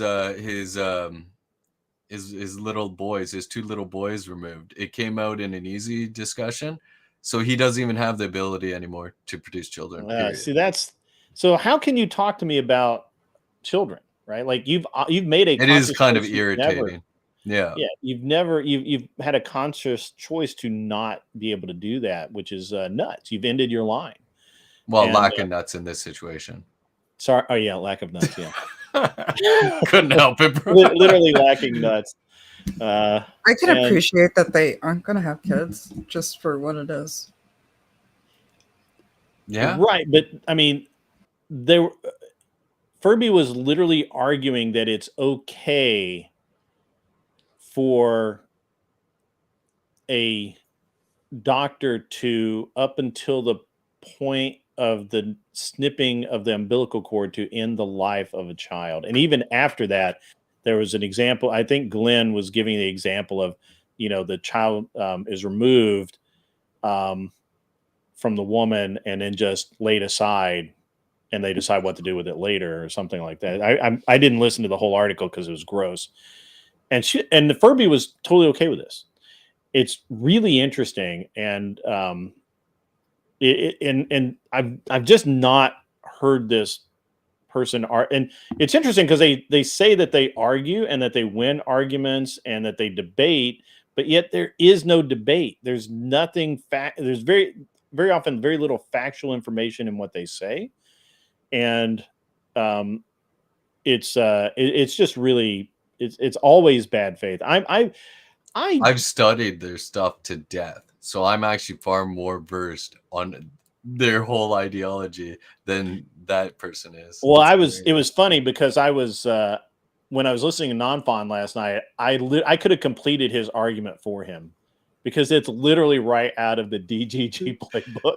It Like, was so refreshing that he actually like went to the logical entailment of that living sex doll like thing, yeah. right? Where you prevent the consciousness from ever happening, but you just keep Mhm. the flesh, and then you can do whatever you want with the flesh because it doesn't have any value in his worldview. That's why I'm okay with arguing with him. If you're going to be logically consistent, Mhm. okay, I can argue with you. If you can actually admit and be in good faith through the argument, good. I can go Yeah. down these roads with you. That's fun to me. Yeah. I don't find his Not worldview Non-Fon fun, at but yeah. least argue, and I've congratulated him on this many times. He at least argues, at least tries to argue from a point of um, good faith. Yeah. I think he Seems appeals to like it. authority way too much, Yeah. which is the leftist true reserve, right? Is just appeal to authority, and but I don't have a problem with I don't have a problem with Non-Fon at all. I think that Yeah, he seems like sometimes a he'll chill come guy. on in the middle of a discussion and call it a debate when it's just really a discussion, and I would actually really, I'd like to have Non-Fon on to debate someone as a and with a moderator, right? And obviously, I would choose me as a moderator, but because I think that you and him or Glenn and Non-Fon, I think they could have a really good and entertain or ticky tack, have a very very good, sound, entertaining debate I'd without probably enjoy a that. bunch of hysterics and a bunch of rage quitting and stuff, which is kind of fun, but mm, you know, not as good. Well, the thing is the reason I enjoy like debating like these leftists and stuff is because I've tried to make their ideas work in my head before, like, and for many years. And so I already know better arguments than they're bringing forward for Yeah, their own position. And it's kind of like where Andrew did that mock debate for Biden, right? It's kind of yeah, like, ooh, I could give you so many good points, but I don't want to because like I don't want to perpetuate this ideology, right? yeah. I think the one thing about Non-Fon is his. I think he is arguing the tariff debate from the wrong position, and he very constantly he basically is arguing right out of the playbook when he needs to sit back and look at it a little further. There is a really good argument for what he's trying to say and the Yeah. point where he's trying to get to. I'm not going to give it to him. Yeah, I can But think of a couple just off the top of my head, but I won't announce them for the same reason, bro. yeah, Why give them ammo, right? yeah, it's But it's still healthy to fight that argument What that is, you could what give is that them. So, saying where you don't interrupt your enemy while they're making a mistake? right. uh, Yeah, don't do that. Yeah. Just watch. I have this. My theory is generically is if somebody's willing to debate in good faith, yeah, um, and they're going to make a mistake, I might point it out after I've capitalized on the mistake. Say, hey, don't do that again, right? Like, because you should have said what you should have led with is this. I yeah. believe if you can't debate both sides successfully, you probably shouldn't make the argument, right? Yeah, and if you notice, like, so I don't know if you ever watched that Muzz debate, but like I was trying to help him. I'm like, look, make your affirmative claim, and then you can Mhm. give this background stuff that you're telling me because you're leading with the background stuff and then wanting to make your affirmative claim on the background. Yeah, I didn't see that. And the issue is you're wasting time because you can give all this evidence, you make a claim, and then I defeat it in like 15 seconds. So like you just wasted all this time. And this is why we love you, Mister. I don't like to debate them. I just come up and tell them they are disingenuous and full of shit, commie pricks. There's a lot of redundancies in that comment. Yeah, that's true. Tiki Tack says, I was able to talk to him civilly about tariffs. I was able to get him to agree that tariffs are more like a threat to countries, and the first to concede to paying tariffs is who loses. Yeah, that's really close. I think the thing that when we talk about tariffs is to realize that the idea is not necessarily to make the other company actually pay the tariffs. It's to force them to take less profit on to do business in your area, right?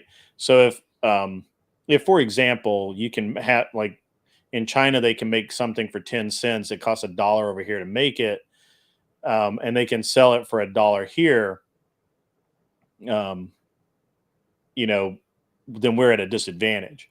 But if you make it so that the tariff on it makes the basically makes it equivalently priced, then that person has to say, well, am I going to take, I have to cut the price, right? I have to meet, I have to be able to compete. And that at that point, you kind of win, if you're the local guy, because you don't have shipping costs and other things. So it's a tool. It's not, that's Can I not can actually, I can I put that into women terms? yeah, go ahead. Okay, a tariff helps make American products more competitive in a market where products can be made cheaply elsewhere. Mm-hmm. They just balance it out for anybody who wants a base level understanding of what a tariff is, I suppose. Yeah, that's a fair aspect to mention about it for sure. Yeah, and I think that this is why people that actually kind of pay attention are as Michigan Christian says, he's pro-tariff in the way that Trump uses them. I'm not pro-tariff in the sense that it's just used to collect more revenue for socialism. Although I personally would rather have, if we were able to regain an even footing in world exports, then I would love to see tariffs used to replace the income tax. That would be the ultimate goal. However, I don't know that we'll get there. No, that's an exciting prospect, though. I It is really think we exciting, need income tax gone, and I think that would also help increase the domestic purchasing power of your people, and then they Sure. actually can afford these higher costs of the goods Right. being made here, right? I mean, It's super exciting to me, but yeah. I mean, there's a lot of, you got to factor in opportunity costs. You have to factor in production. You have to factor in, do we even want to make those items? The interesting thing that I have always kind of pondered is, this is the pro-tariff guys this is their argument that they should be using, but they don't use it. And then when they do use it, they use it very poorly. So the U.S. has always been the number one manufacturer in the world. We make more stuff and make better stuff than any other country on the planet, even China. However, our cost of labor, our cost of doing business is very high, especially since a lot of places that companies want to locate, like California, Michigan, these places where historically it's been a boon to be located there, right? It's been very good because you had access to shipping, you had access to materials, a workforce, all of these things. We don't really have that anymore, and we've moved away from making low skill, equipment, machinery, things like that. That's my wife. You guys carry on for a moment, please. Yep, sure. Yeah, so I think that there's a lot of scare over you're gonna have a population of people with lower IQ, low skills, that are going to have nothing to be able to contribute to society. So I think that's a good one for being in favor of putting tariffs on to help bring the jobs back to our economies. Because as we automate things, it's going to be those jobs are going yeah. to be outclassed just by automation anyway. Yeah. I mean, like, we're going to be working like alongside with automation into the future. So like a lot of jobs are just going to get phased out. But that's a good thing though, especially when you look into the future with the population crisis. Like we need to be able to function on less workers anyway. So to upscale our workers is a good idea. Yeah, no, I hear you on that. I think it's sad that that not you specifically, but that we're planning on like having it where we're gonna have a lesser population. I know, like, what are you gonna do? It's But just a fact of the matter. yeah, I think that there's where I think it was Hungary that was doing like pro population growth plans, like they would give you like a bunch of incentives for your I family. apologize. Yeah, welcome back. I think that we need to do something for that. I know it's slightly off topic, but I think we do need to be doing something in our cultures to be incentivizing child growing. Because what's the point in even making our cultures better if we're not even gonna have anybody to appreciate the fruits of our efforts, right? Well, I think that's Like, already happening to like a degree. I had like this interesting experience over the weekend because like that new Beetlejuice movie came out recently. I haven't seen it yet, but I Okay. want to. When I was a kid, I wasn't allowed to watch Beetlejuice, the first one. It was like, satanic for the time, and, the Sure. purity culture, Pentecostal Christians wasn't having it. And so what I did over the weekend is I actually watched the first Beetlejuice, and it was so interesting, like as an adult, to like take in that time of propaganda, like fresh without like seeing it before. Like there was feminist propaganda in like Beetlejuice, where like the mom is just like, don't ever rely on a man. And like it was like blatant. The father was kind of dumb. It was like 1990s, feminist shit. And then this new one, watching it directly on the heels, they like one of the last scenes, I won't try to ruin it for you, but like there was like a push of like having like a dream of like a family and stuff like that, at like the Yeah. very Oh, that end. sounds good. Yeah, so like you actually got to see the difference of like the propaganda from like one Beetlejuice to the other. Yeah, Like, yeah. It's the seriously, new like watch them propaganda. both Yeah. together. It's so fun. So I don't know. I feel like basically like the whole Christian nationalism thing is actually doing its job, where they are influencing, and Christians are kind of like, we're not going to do our whole Hallmark Lifetime shit anymore, where we wall ourselves off from the culture. We are actually going to take our influence and say something about like the things that we disagree with. So Yeah. I don't know, just my thought. It was really cool to like see like fresh like 1990s propaganda like in such a stark difference to today's propaganda, and also like seeing the acceptable like kind of perversion of Beetlejuice to what's her name, Winona Ryder's character, and how that was like okay at the Winona time. Ryder, yeah. And then the new one where it's just like ew, that's like, so like they like made a point to like kind of condemn it in the secondary one where like he's trying to follow through with marrying her. It's really interesting. You should watch Leon the Professional. That's got that is crazy. It's a great movie, but there's some weird dynamics. Yeah, pretty awkward. See, I'm in favor of that kind of like propagating an idea to your culture, right? Mm-hmm. Planting seeds kind of thing. If it's, if you have like truth Fair. behind it, right? Yeah. Like I don't like the Plato's lie kind of thing, right? Mm-hmm.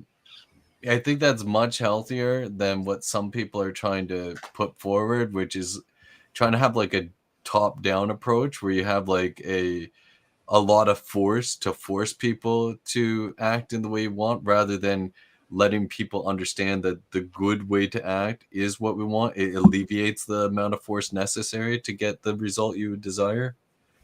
That's why I think battling ideas is the healthiest way to help society. Mhm. Just He is like probably only 60 to 80 grams. Not a lot of whole meat on this an bird. appetizer. Yeah. Not even an appetizer. Yeah, sorry about my phone going crazy. My wife sent me like 10 or 15 videos of a house that we're looking at. We're you know, obviously we're always buying stuff, and some realtor, instead of taking one long video, they took like 20 little short videos, and she just like batch sent them to me. First of all, let's fire this realtor right now because they obviously don't understand how technology works. And second, let's move on. You know, don't do that. Yeah. I But thought you were having that Discord issue. Like, I have an issue with like Discord when it calls, it won't shut up. Even if you hit like deny, it'll just keep ringing. And then they'll call again, and now you'll have 2 rings like lined up with oh each other. wow, And I I think can't I've had stop the that happen problem. once. Yeah, I have to turn off my phone when that happens. It's brutal. Or I'll answer the call and it'll still be ringing when it's in the call. It's so bizarre, man. Technical issues. This is also why I get kind of nervous about like the It sex might be the Canadian robots. in you. Oh, well, hold on. You cut me off, so now it just sounds like I'm might be the Canadian in me. Oh, what? With the technology stuff? I don't know. You live in the I don't woods? know. Is your neighbor a bear? Yeah, but he's very nice to me, you know, so he's a good guy. Um, Actually, speaking of technology in Canada, have you heard of like some of the stuff that we should perhaps be doing in Canada that there's been like theories put forward of like doing like farming for stuff like Bitcoin up in the north, so that way you can have massive farms that are always going to be constantly cooled. There's so much land up there, and you can also rent out that land to other countries like the States for them to do it for farming things like cryptocurrency and all that. It was a fun idea that I recently heard that, oh, just putting it out there in the ethos. Yeah. Well, maybe. I don't know. Yeah. That's I don't know. It's really interesting with the entire Canadian thing, Canada thing. Canadier. Yeah. Yeah. Canuckle. Moose knuckles. Joe Mobley, Henry Cavill as Bond is actually kind of legit, to be honest. I gotta say, I'm not unhappy with that choice.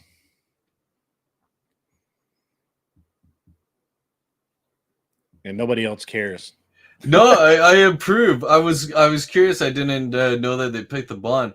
Last I was hearing is they were like thinking of making Bond gay. They were thinking of making Bond a girl and stuff. I'm like, you guys are Yeah, I actually thought that was an inked deal to make the. I'm not sure she's black, but the girl in the last one, the like his sidekick kind of deal, whatever. The one that shot him. It wasn't in the last one. It was in like the third from last. I thought that she was going to end up being the new Bond, but who knows? That at least be like in line with like how you could make it into the storyline. But Yeah. it's just I'm so sick of it, dude. I know a lot of people are, but they're always like, well, not only do we got to replace it, but we got to make it this different color, this different race. Like, I heard Idris Elba was going to be, but here's the thing, though. The Bond family not Bond. The Fleming family actually controls that, and they pick who writes the Bond novels and the Bond scripts. Nobody else. That's cool. I didn't know that. And it's totally random too. Like they have to like your work. They actually read your work, and they have to like the way you write and the way you think and that sort of thing. And it's the same thing with the actors that play Bond. The director, the reason that people, all of these legends get started is because they think that, well, this director likes to work with this person. The director has jack shit to do with it. It's literally the Bond family says, yeah, we want Pierce Brosnan because he looks like a Bond of this era. I like that Bond, man. Some Yeah. people hating on like GoldenEye and stuff. That was one of the better movies, man. Yeah, but if you grew up, if you were a young adult in that era, Pierce Brosnan was kind of like the dude. Yeah. Yeah, right. He's a cool guy, man. Yeah. And just like Daniel Craig, I would not have picked Daniel Craig, Yeah. but I he think was a he worked. great Bond. Yeah, he did work out for sure. It Yeah. is tough though, living up to like the Connery version and all that, but I think they were the Bond in their own way. They still did it proper, right? Yeah. I just think that, oh man, I don't know how much you want to go down this, but I just think like 006 was one of the coolest Bond villains that they ever had. There was so many like cool ones in that film. Like I'm pretty sure that's the one that had Jaws as well. And it also had that one guy like I am invincible, right? That Boris or Yeah. whatever. Yeah. Oh, it's just GoldenEye so was cool. great, man. Natasha, like I know I'm a little biased because yeah. Boris, I am invincible. Great. Click, click, click, Click, click, click, click, click. Yeah, that was so good, man. No, Golden, and actually, I think that's the only Bond that's been made into a video game. yeah. Well, no, they did do like Tomorrow Never Dies and stuff like that, but I think it was the first one that was made to it, and it was by far the best of it. And the weirdest thing about That's why I that don't know about the game, other ones. yeah. The weirdest thing about that game is it had such popularity, and you couldn't even like jump. Like, so your character's just like stuck on the ground. You can't like Just go running. off of stuff. Yeah, there's like a little ledge. You can't do it because you only walk, so you have to like turn and go like that. But that Gotta game play in the was rules, so man. good. Just to geek out for a moment, I beat every single level on that game, 007 mode for all the achievements and all that. It's like doing things and like beat the level in under this amount of time and all that. And oh yeah, I was obsessed with that game. Well, so what do you think about what happened to Michael Myers, who played obviously Austin Powers, and he was such a great comedian, and then I think it was the movie that he made about being the guru that was his undoing, that everybody hated because of the way he portrayed the characters, but and now he's like a pariah. Like you never even hear about him anymore. It's so weird. Yeah, it's like he was like, god tier for actor for comedy, right? And then he had that one, like you're saying, like the Guru, and I think the film was just such a flop. Like it felt like it was like, okay, you're just kind of like redoing characters we've already liked, but in like a lesser way, kind of thing. It felt like it sometimes. I don't know. Yeah, I don't know. It was weird because and I'm kind of I don't mean to movie geek out, but it's kind of weird to me because on the one hand, it's okay to talk about your penis pumper, your Swedish penis enlargement device, but you can't make fun of a guru, the fake guru. Is it like Dalai Lama or something? Dalai Lama kind of stuff. You can't. So one is okay. Yeah. One good, the other bad. One's okay. You can make fun of fembots with barrels coming out of their nipples. That's cool. Yeah. But you can't. But going through the airport on a simulated flying carpet. That's. I think it's because anything that's against God, that's good. Promote that. Anything that is now fighting one of the enemies of God. No. We can't be doing that. Get rid of that. So now when you're fighting one of these like other kind of things that you could worship and showing the Michelle cammed ridiculous. up. How about that? We got a bird Hello, on hello. That's cool. You're muted, by the way, Michelle. I don't know if you're talking to us or your bird. Oh yeah, good one donated Darby to me a few months ago, and so this is really? actually the first time I canned up with him. Yeah, I lost my bird I had for several years in September, and I was really down. And Grid and Heartbender, I just saw him in chat, and so they donated for me to get a new bird, and so I got Darby. I've had him about 2 months, and he's so awesome. That's cool. That's awesome. And thank you for mentioning Heartbender, because I looked for him, I could see that he's based because he also thought that GoldenEye for the N64 was awesome. It was. I'll geek out about GoldenEye till the day I die. That's some of the most fun I ever had. My friend hated that, like, because we were dicks, right? Like back then, like guys would bust each other's balls a lot more about things. So we'd like tease each other when we got when we're playing games like this. Like my one friend, he kicked his twin in the face, and because he like damaged his nose permanently, we knew which twin was which because he always had a nasally voice after that. Yeah. But so one time, like because it was used to this kind of culture, I was teasing my friend as I was kicking his butt because I would kill him with only my hand, and I'm laughing because you do this stupid karate chop motion, and he sucked at the game compared to me so bad that I said, I'll beat you without using any guns. You could use the best gun in the game. I don't care. Go off. Chop. So anyway, so I'm just like laughing so much. So I stop laughing. I'm like, oh, but it's so good, man. So good. And then he got so mad, he rips the game out of the system while it's still on.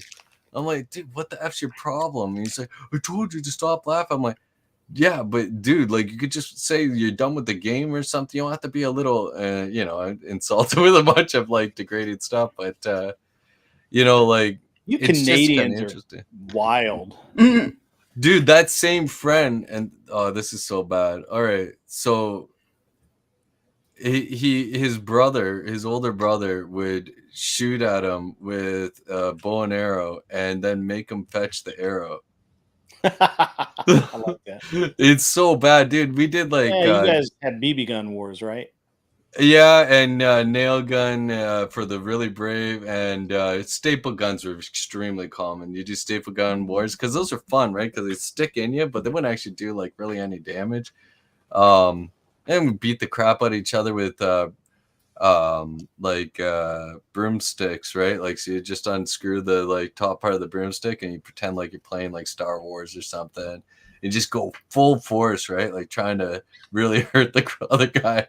Oh no, I grew up in the country, right? So like it was a lot of like rough and tough stuff. But good memories, man. And we need more of that. That's why I said I don't know if you were there for the talk with Mel about the feminization of the public education, the Furby, Okay.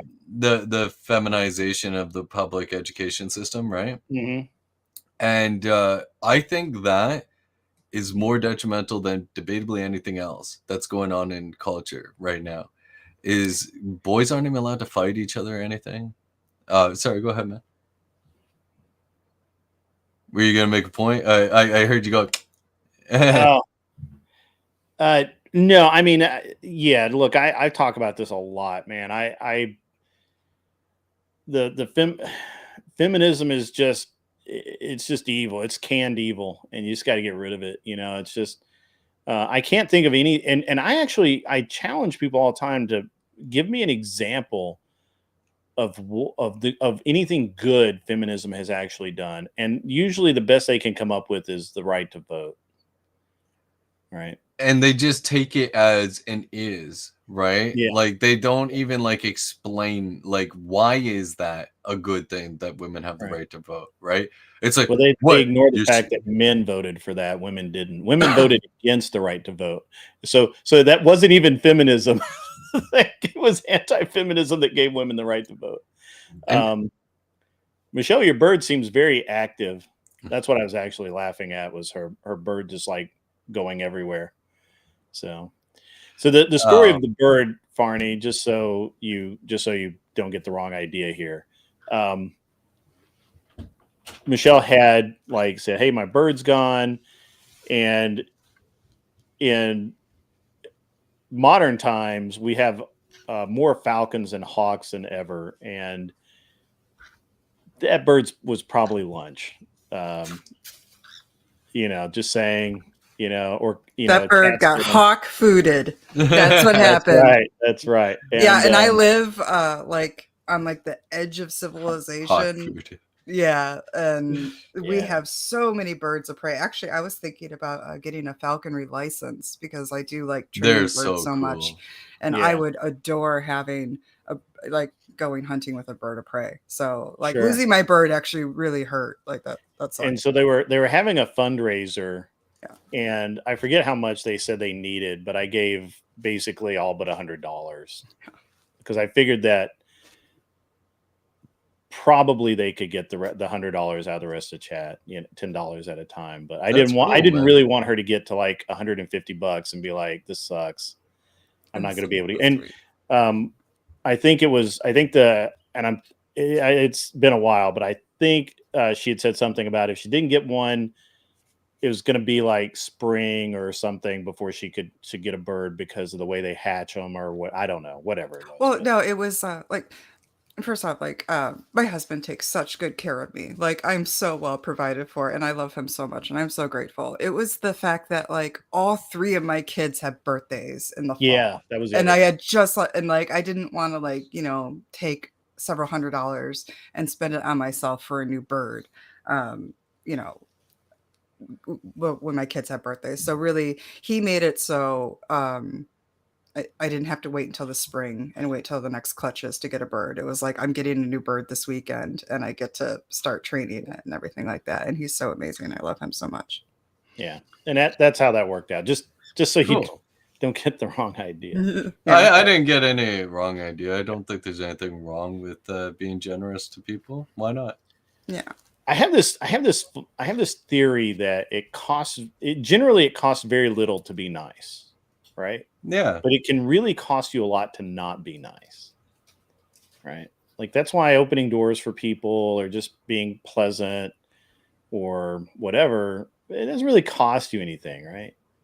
Bro, Um, those are the best to me. Like just having the attitude, like so many people, they're like, I do this for basically everybody, but the people I get the best reactions out of are like the elderly, where they're just like going along the road and Mhm. everybody just walks by them, ignoring them. It's like, oh, you'll die soon anyways. I can just ignore you. But if you just like give them a nice smile, and then when like the way I do this kind of rule is like to not like get in somebody's face too much. If I smile and they smile, I'll say, hey, and if they say, hey, and then I'll say like, how's your day going? If they respond, and then as far as they want to take the conversation is as far as I'll go, and I do that basically everybody I see in public. So Mhm. if I just smile at somebody and they don't smile back, I'll just let them have their own day. I don't need to get in your space, right? Sure. Yeah. And dude, it has some of the most wonderful results. Like most of them are gonna be simple, right? But like some of them, it's like you can tell they were having a rough time or feeling down, and you doing that simple thing like picks them up so hard. It's just so good, man. Yeah. I just think that it just doesn't really cost you that much. But one of the things I learned the hard way very early on was that you never know who you're talking to. You really never know who you're standing next to. You never you and I've been that person a couple of times where, because especially when I ran the shops and everything, I dressed like everybody else. So a lot of times people would come into the shop and think that I was just one of the crew there, right? And I owned the whole thing. And so if they were rude or they were dismissive or anything like that, I just kind of noted that, right? Because it doesn't really Yeah. cost you that much to just be. And I'm not saying that you have to kiss somebody's ass. I'm just saying that it doesn't cost that much to be pleasant, right? Yeah. And one of the things I've always lived my life by is that if I can help somebody and I believe that they need the help and they're not trying to take advantage of me, I will do the best I can to help them. Yep. Okay. I used to say that I would give someone the shirt off my back if they needed it more than me. Right. Like if you Yeah. if you really needed a shirt, take mine. Right. Because I can get it. I'll go get another one. I got a closet full. Right. Yeah. Kind of like the idea of like, if you're okay with receiving absolutely nothing, like even the worst, right, where they're ungrateful, if you're okay with giving this amount to them, Mhm. then do it. Like, why Sure. not, right? If you have the means, obviously, right? And I even take that for like favors and stuff, like how much I'll Mhm. do for somebody. Like, if you're in a really good emotional spot kind of thing in life, right? You're not feeling down, you got a lot of, stability in your head and Mhm. all that, then you can lead with 10%. If they match that, you lead with another 10%, right? But if you're like meh, then you do 5% first, right? And then if you're down in life, then perhaps wait for them to do 5%, then return 5, and then Yeah. wait for them to get 5 more. I mean, I refuse to do anything for someone who won't help themselves. Yeah. I just won't do that. But and I don't have a really good example, but like I've given people jobs that have just walked in and said, "Hey, I don't know anything about what you do here, but I'd really love to learn it and I really need to make money. I really need to improve my life." And I've given them jobs. I've turned people down who came in and said, "I'm the best at what I do and you should hire me because I'm this good." And I've been like, "Yeah, I don't care. Whatever." Because I'm the best at what I do and you can't possibly be as good as me. I'm just saying, I'm just kidding. But that's just the way it is, right? And it's and I've always believed that. And when I had nothing, I would still, if somebody needed something, I would help people out. I would do whatever I could. And I believe that one of the interesting things, an interesting dynamic, is the left um, has appropriated and to some degree defiled the act of giving to turn it into something that makes people feel like, well, it's socialism or it's communist or whatever. And so there's a lot of people who should do more to help others, but they don't feel like they can because they feel like they're being taken advantage of or they're facilitating an agenda they don't agree with, right? And this is a problem because if and I make this point all the time,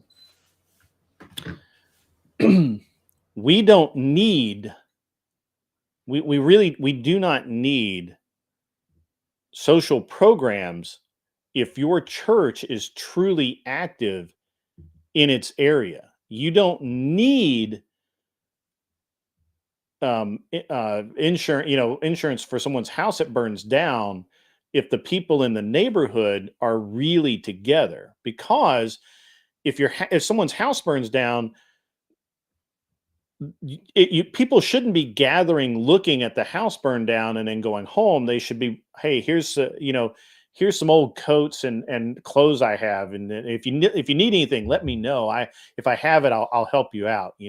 And this guy over here, he owns a hardware store, so maybe he can, maybe down, when you're ready and you're ready to rebuild, maybe he can help you out, or he may know some people that. Some crews that may do the work for cheaper or whatever to help you rebuild. We don't do that anymore, and it's been co-opted to the point that most people are cynical fucks that care only about themselves. And even when they say they care about somebody, they don't actually care about anyone. Yeah. Yeah. Because they're so concerned that they're going to be fucked over, taken advantage of, or whatever. Or I gave it the office, right? I pay my taxes. Therefore I don't have Yes. to do this, right? I've heard that exact stupid argument before. Yeah. And so when you're a person that, whether you are of means or not, we can all help our neighbor. Yeah. We all should. Again, the leftist, I blame them very specifically here, have gone to war with neighborhoods and won. It's very few places in the United States now where you know everyone on your neighborhood and you know the 3 girls on the street that babysit and you could leave your kids with. Yeah. Because they want, you know what you do instead? You go pay a bunch of money to Complete stranger, right? to complete strangers that are an approved facility, right? And this is it's terrible. It's the fabric of society. It is neighborhoods. It's people. It's everything that we talk about wanting to be better, and very few people put their money where their mouth is. Right? If I saw my neighbor pushing his car down the street, I'd walk out and I'd help him push, and I'd make my son come out and help him push it. Right? If my neighbor is gone and his trash can gets blown over, I make my kid go over and pick it up and make it right. Oh my gosh. Yeah, that's such a simple thing. Yeah, I was always raised with that too, right? Like, you see their trash can knocked over, go lift it up, right? Things like that. How hard is it, right? Yeah. But the same people that will walk by that every day of the fucking week will write a letter to their city councilman about how much trash is in their neighborhood. The same fucking people. Or they'll see something that's like blown on the road, right? And it looks like it could be damaging to a car, or it could be flinged at somebody on the sidewalk if a car rolled over it. They'll just leave it. It's like, oh, somebody else will deal with it. Somebody else will deal with it. It's like, how about you deal with it? You see There's it. an agency There's no traffic, for that, right? Yeah, exactly. Don't pick up your own neighborhood. Have Public Works combined to it. Why do I want to pay somebody $40 an hour to come clean up my fucking neighborhood? Yeah, exactly. And if I did want to do that, I'd rather contract with people that I want to pay to come do that, right? And so this is really where, and I'm going to dovetail right back into the feminization of schools and all of that. We've literally basically pushed our kids into education so that moms don't have to deal with it, right? I'm air quotes, deal with it. And it's really bad. And it's really sad. And it's interesting that it takes a little thing like, helping Michelle get a bird that really makes her happy and really, helps her life and helps her state of mind. I'm sure that she can afford a bird. That's irrelevant, right? It's that she couldn't do it then, and it cost me very little in the grand scheme of things to make that effort. And it's a small, like I said, it's a small thing. It means a lot to the person receiving. Yeah, it means a lot to way people, more than it just whatever you were going to do with it, right? And it really did. It meant the fucking world to me. Yeah, really. And you could see she's grateful by the way she's interacting with it too, and all that. And yeah. And I just feel like that every person that you come in contact with, is either a win or a loss. Either you interact with them in a way that they're happy, you're happy, you part company, and everybody's cool, or that doesn't happen, and no matter what else happened, it's a loss. Right. Yeah. So I have like a interesting take on this. I find that there's two kind of ways that are being pushed forward to run society, right? We'll use the left and right paradigm. So the left wants to use force Mhm. to force people to do what they view as good and allow people to do what we would consider to be evil, right? Right. Well, the right uses force to punish people that do evil and allow people to do what we believe is good. It's a Yeah. complete opposite, right? They believe in forcing people to do good. We believe in like not forcing them to do good, but force them to not do bad, right? Yeah. Or But punishing them for it. to Yeah. me, it shouldn't be a left or right issue. This is simple humanity. It's simple. Yeah, it sucks. But the left has co-opted the idea of humanity so that the right, even when the right does the right thing, it's wrong. Right. Their motivations are questioned. All of this. Yeah. I really like Tiki Tak's comment here that this one time at band camp, a doggy daycare had a mass escape of dogs, and he pulled over to help the women herd the dogs back That's into their cool, vehicles. man. And you know, yeah, sure. I mean, why wouldn't you do that, right? I mean, Yeah. it's a it again. It probably cost him a little bit of his time, you know, and you know, why would you not do that? You know, Helping. I pulled over. I was in Tahoe for a few years, and I was headed up one night, and it was late. Dude. It was like 1 o'clock in the morning, right? And I'm tired. All I'm thinking about is I just want to get to bed, right? Like you've been there, I'm sure you have. And it was snowing, and that adds all of that extra stress to the drive, you know, because now you know you don't know you're on a road. You could, you know, you're in 8 inches of snow here. You could run into a 2 foot drift, or you could just drive right off the damn road, you know. And so it's just this entire like stressful trip up. And I come around a corner and I see a car off in a ditch, and as I'm spinning into a ditch myself. Yeah. So of course, I have a 4-wheel drive vehicle, and I drove out of the ditch, and then I drove over and got out of my vehicle, and I said, "Are you guys okay? Have you got a tow truck coming, anything like that?" And they're like, "No, this was not ever. Nobody had cell phones back then." Yeah, exactly. Yeah, man. And I'm like, they're like, "We're just, you know, we're just going to try and keep the car running and just do the best we can until somebody comes by." And I'm like, "Well, I came by and I have a strap, and Yeah. since you saw me spin off into the ditch, and that was embarrassing, I'm going to pull you out." And Nice. I pulled them out, and they're like, "Well, how much do we owe you?" And I'm like, "Nothing. Yeah. Why would you owe me anything?" Right. And Those are it always the best when people are like, "What are you talking about?" Like, I did the good thing. Like, yeah, why you owe me, but you go paying it forward. You go do something yeah, good you next go be a time good you say human. it. Yeah. And then a few times out on the lake. So I was a few years ago, probably 3 years ago. I don't know, they all blend. I had just gotten home from the lake, and I logged into the local fishing bulletin board on Facebook, and I was just trying to see if anybody had any luck, because I hadn't had any luck. I'm like, well, maybe it's just me, but no, it was everybody. And there's this guy who says, "Hey, I'm stuck on the lake. I'm at the, you know, I'm at this location. Um, can anybody help me out? Can he tow me back to the dock or whatever?" Right? His engine wouldn't run, and I'm like, I waited for like a good 30 minutes for somebody to say, "Yeah, I'm at such and such, and I'll just roll right over there and pull you back to your dock." And nobody did. So I went out and I got back in my truck, and I drove back to the lake, which is 20 minutes away, put the boat back in the water, Yeah.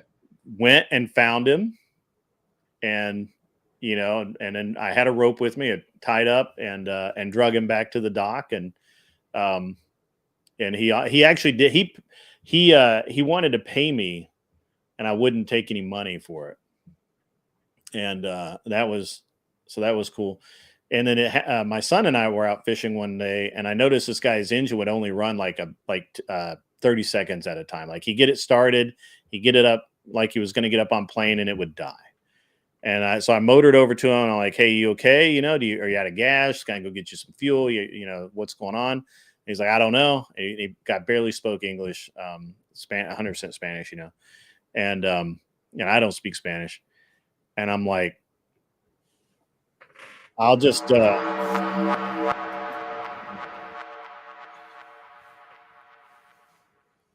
Mr. Boulay and the Department of Numismatics donated $10, super chat. The name is Grid 1. Club soda with lime. No shake, Mr. not Boulay. stirred. I do actually have No way. lime. I do actually have the what is it? I gotta call this liquid death severed lime. I actually have that on my desk. That's crazy. I don't know how you That's knew that. hilarious. Where's the camera at, Boulay?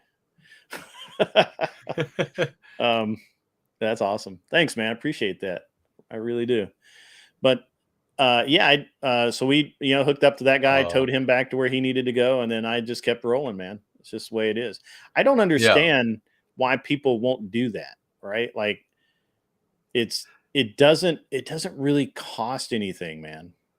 Yeah, like there's so many that like I want to tell, and I enjoy sharing them because like I like to hear stories of people being good to other people, but it's always kind of weird where it's like it's hard to share them where then people are like, what are you doing? You boasted? You know? Like you're trying to like virtue signal or something, right? And it sucks because you want to like share these moments to kind of encourage other people. It's like I felt so good from that moment. Like you go try it, like go do it, right?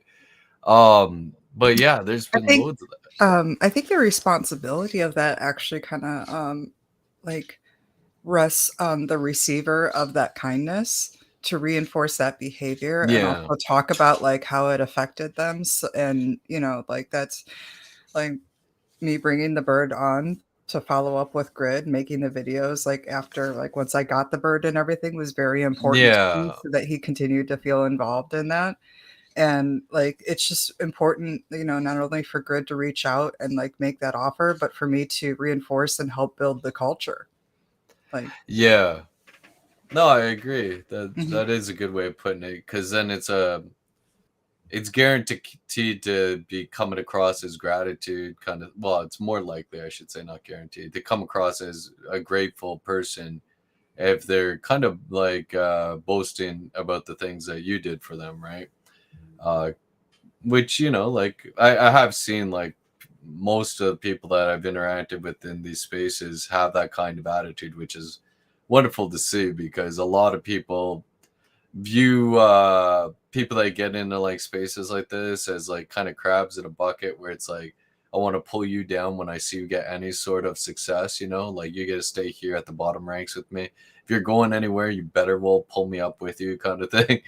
um Instead of just like being Mhm. happy for the success, hoping that maybe they'll help you grow as well, right? And you Yeah. continue to help them grow. Yeah, we gotta um show up for our people. Like it's important. And yeah, Yeah, well, I just think that people just need to show up. mhm. You need to be able to really be a good human. And I tell my son all the time, I'm like, I really don't care what you do, just be a good human, right? And I really feel like that we've lost a lot of that.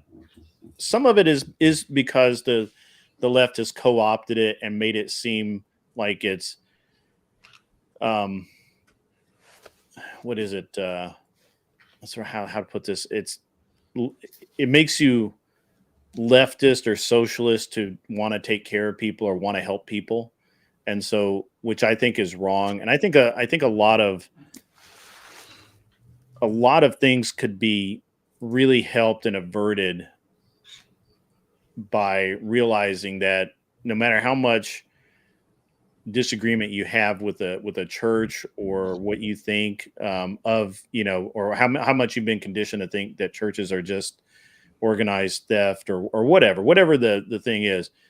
It doesn't even have to be a church. It could be your local youth group, right? Or yeah, whatever. I mean, but getting involved in your own communities is how it even, I mean, relating back to the first topic of voter fraud, right? Like if you're just part of your community, you understand to be a part of it, you have to have ID or whatever, we solve so many problems when we act as a community, even if I don't like you, right? Yeah. You know, and or I don't want to hang out with you, that doesn't mean you're not part of my community. That doesn't mean that you can't rely on me to come over and help you, right? Like my neighbor, we get along okay, but you know, we're not buddies. He came over, he knocked on the door one day and he's like, "Hey man, could you help me out? My dog just died. There's an old dog. Can you please help me get it in the back of my truck before my wife gets home with the kids because I don't want them to see Yeah. this dog," right? Um, and sure, you know, I went in and it was a big dog, and I helped him pick up the dog and put it in the bed of his truck, and he was crying, and I was very sensitive to that moment. But why would you not do that? You know, why? Yeah, man. Why would you? Why? And why? And you know, of course, he and I'd had pleasant conversations before, and I told him anything he ever needs, just ask, man. If I don't have it, I'll just tell you I don't have it. If I can help you, I'll help you. We have so many people. The first thing, if somebody came in and said, "Hey, I need a little help. I need something, whatever it is," the very first thing that's going to happen is everyone's going to say no. Yeah. And instead of saying, "No, man, I can't help you," but right down the street here is this mission. They're non-denominational. They don't care who you are. They don't care if you're Christian. They don't care. Go ask them. And if they can't help you, they're going to know somebody and they're going to help you. But that's not what happens now, Farney. What happens is somebody just says no and they turn around and walk away. Yeah, it's kind of brutal. I think part of what that is it is actually tied to what you're saying, where it's like if you've similar idea to on the internet, right? The less you know somebody, it's the less you like, the easier it is to write them off, right? Which is kind of like the phenomenon of when you have like a large number of casualties or suffering people. It's like, it's just a number, right? Yeah. But it's like, oh no, Jimmy died and Katie, can you believe it? They were in a car accident, right? And that hits you super hard, but nobody cares about the 1,000 people that just died the other day because it's like, I didn't know any of them. Yeah. Well, and I think that's okay. I mean, I don't honestly care about what's happening in Israel right now, right? Like, let them fight their war. I'm going to stay out of it. If it spills over into my yard, then we have a problem, right? But you know, globally, I'm not a globalist. I'm I'm an isolationist, very much, you know, like, but that doesn't mean that in my I think you're a tribalist. Yeah, in my community, right, I need to be a positive influence in my community because I honestly don't care. As a matter of fact, I find it distasteful, arrogant, and plain out evil that people care more about what's happening to people in the fucking Ukraine than they do across town. It's really super weird. Yeah. It's fucking evil. Yeah. Like I mean, it's horrible, right? Like you drive by people who need jobs and instead of encouraging the means of production for them to have jobs. I'm not talking about handouts or anything. I'm talking about just being able to control our country and build in jobs and make, you know, have employable people. We're sending $573 billion to the Ukraine. Yeah. Why? What the fuck? Right. Well, it's even more annoying for Canada, man, because we've sent tons of money over there as well. And yet we can't even meet our goal of 2% of our GDP for NATO. It's like, what the hell is wrong with our freaking country where we have the gall to do that type of crap when we're not even meeting our obligations that we've already made?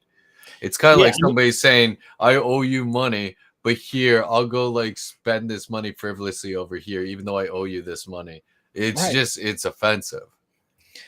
It is offensive. That's exactly right. It's just so offensive. It offends me on a really personal level, to be honest with you, that my money that needs to be spent in my fucking neighborhoods is being sent somewhere else. And then they're like, well, what about the homeless problem? Well, we wouldn't have a fucking homeless problem if you didn't send our money across the fucking globe, right?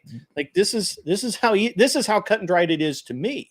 Now, okay, I've listened for unknown hours about how helping Ukraine somehow helps us, but that doesn't get the bums off the street. It doesn't rebuild a proper mental health system so that we don't have bums on the street who are mentally ill or whatever. I mean, this is crazy to me. This is absolutely nuts. And again, Anson comes in with it's because bums chose to be bums. Sure. And I'm not here to judge anyone's choices, right? Like I've made very poor choices in my life that have, ultimately led me to be okay. But I have on my in my stepdad's family, there's I have a step uncle. His name's Kenneth. And he's just not all there. Half the time he lives in the woods. I'm not even kidding you. He just lives. He works just enough to have just enough money to eat and live. The other half of the time he lives in various halfway houses or whatever, wherever he can find a place, right? And he finally had a social worker get him into to a place permanently, or semi-permanently, I think. But for years he did this, and that was his choice to do that. He has something wrong in his head, right? He literally thinks everyone's out to get him, even his own family. He's, not really sure what the deal is, where his drug problems early in life, which we know he had. It's a really, really wild situation. My parents tried to give him a place to live. He refused, basically, right? Yeah. And so I'm not insensitive or unaware of these issues. I'm saying that if a guy wants to go and live in the woods half the year, that's great. But when he came to my parents and said, "Hey, I need a couple of dollars to get by to the end of the week," they gave him a couple of dollars, not expecting to get anything back, right? Yeah. What did it cost him? It cost him a couple of bucks. Who cares? It's coffee, right? Yeah.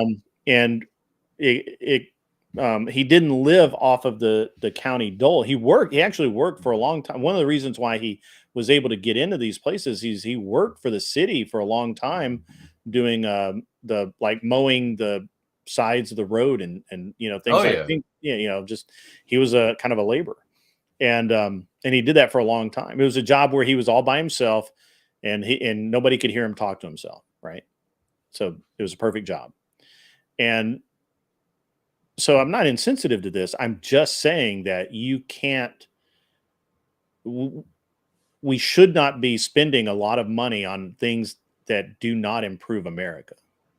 Yeah, and Or in your case, Canada. well, bro, like what happens down there, it happens basically in the rest of the world, especially with Canada, because we always try to outdo you guys. So whatever kind of attitude you guys have, we're Well, gonna yeah, be like, war oh yeah, crimes we can do it better, exist right? because of you. I mean, you guys went the extra mile. Yeah.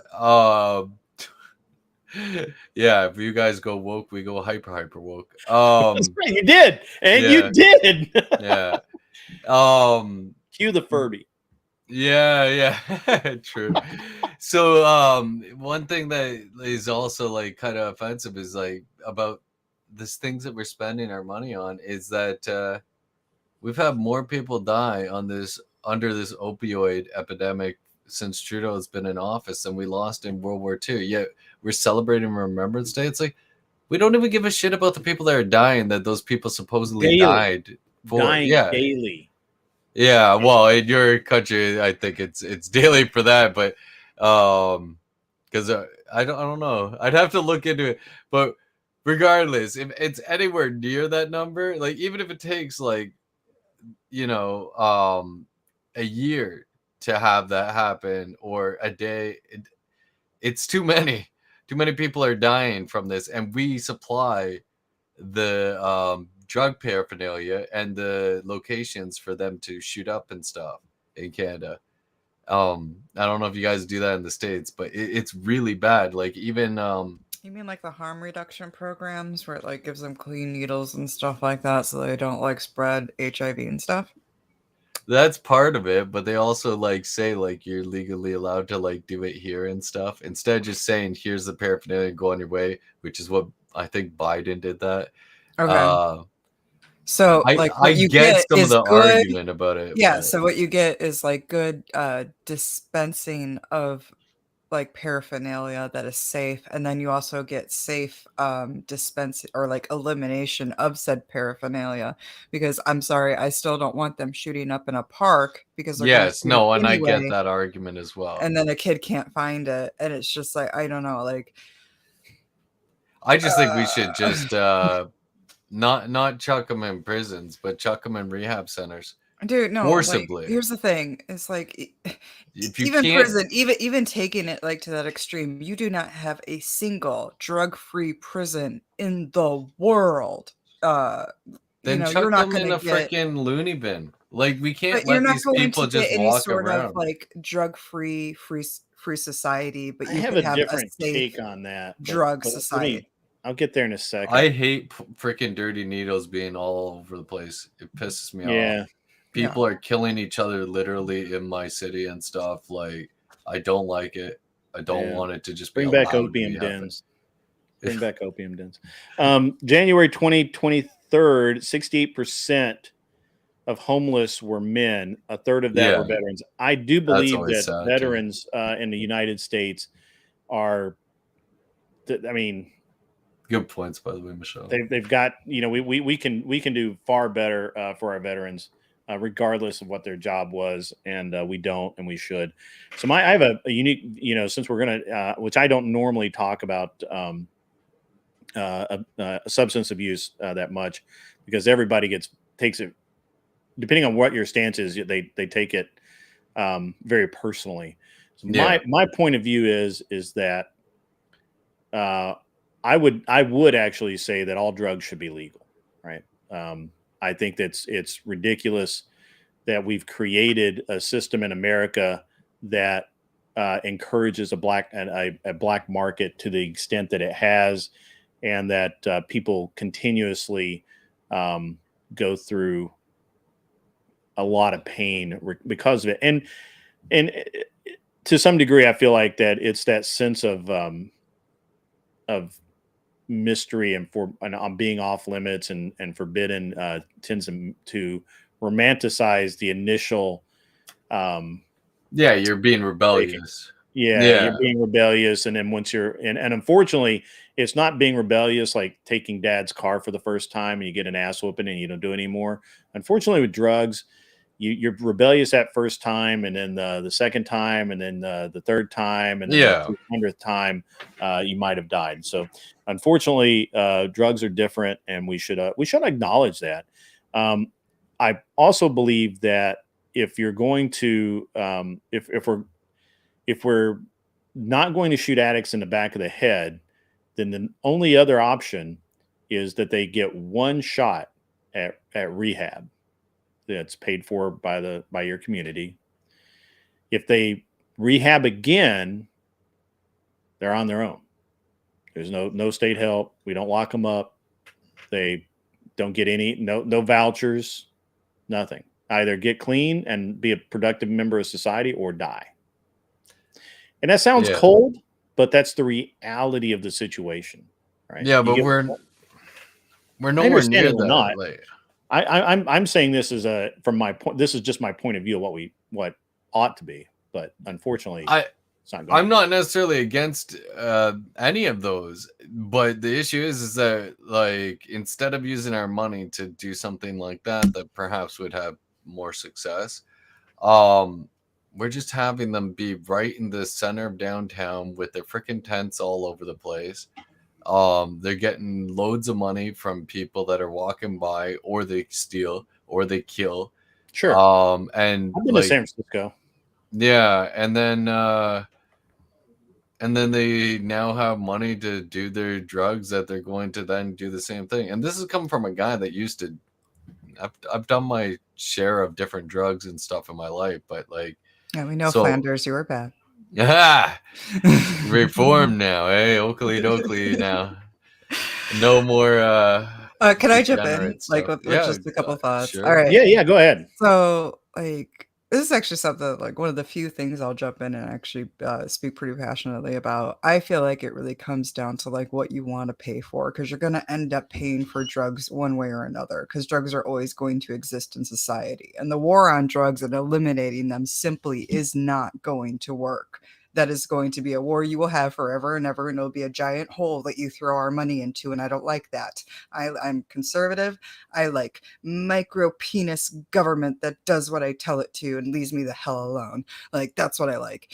And that's why me and all dominant over there. yeah, that's why Grid and I align, is like, even though we're on like really different ends of the spectrum lifestyle wise, like, you know. Well, I was a really see- degenerate for a long time, Michelle. I Oh, well, there you understand go. There it. you go. I understand it. So- I just, Yeah. but once, you know, I went I just changed my life. That's all. Well, I Of didn't course. change it. I made a decision that it was time to quit being a degenerate. Tiki Tack says he wouldn't agree, only because recovery from addiction involves relapse.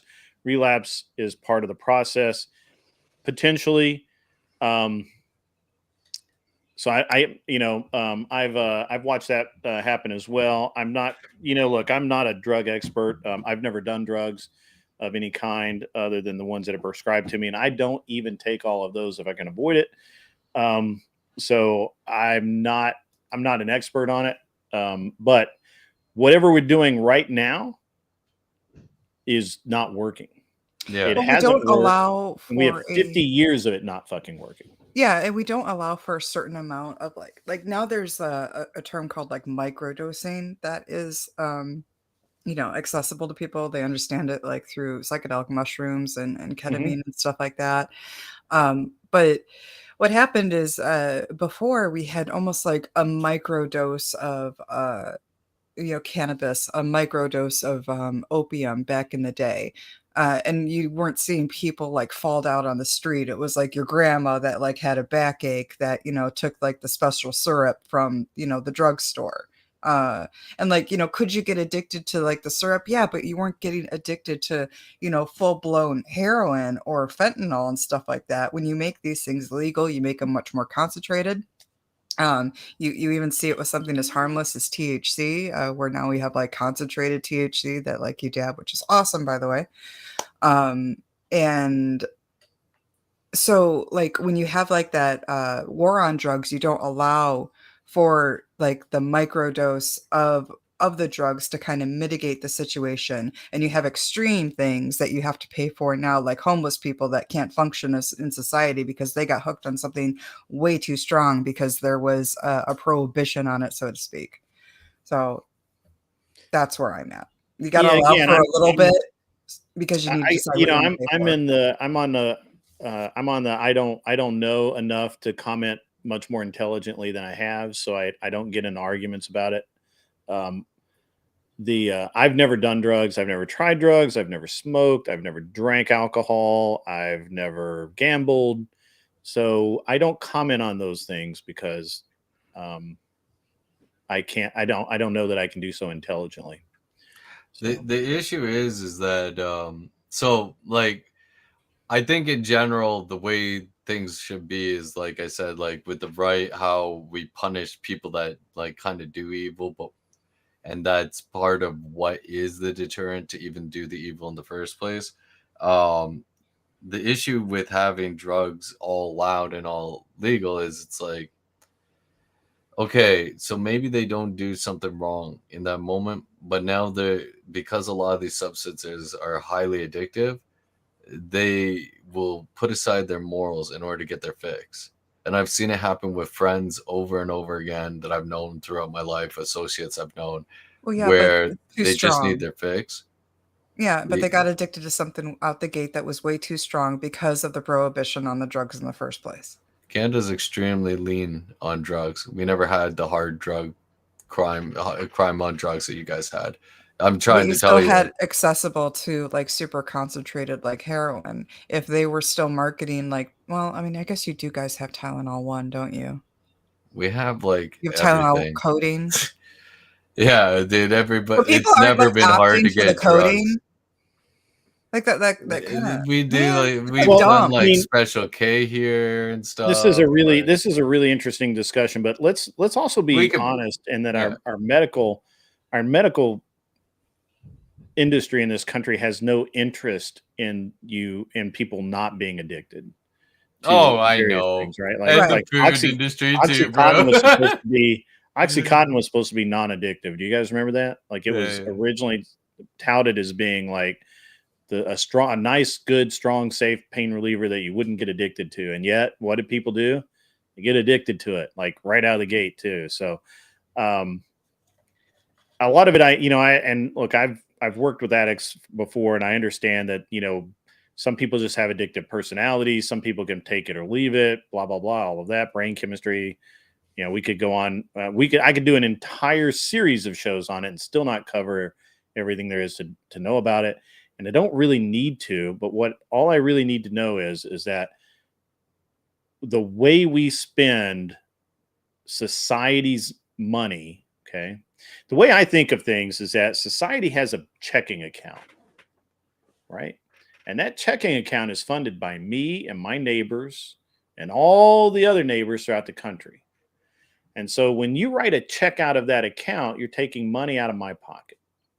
So when we write a check for yet another failed drug policy, that's I don't like that. Like it offends me at a very deep level because that's my money, bro.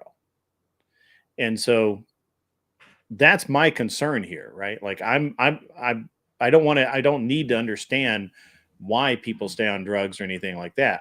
All I really need to know is that the way that we spend money on it now is very obviously wrong. And the other night I did a show on, you should have been here, Arnie. It was great. I did a show on civil forfeiture and how the DEA has expanded their ability to seize things, possessions, including cash, boats, cars, homes, Yeah.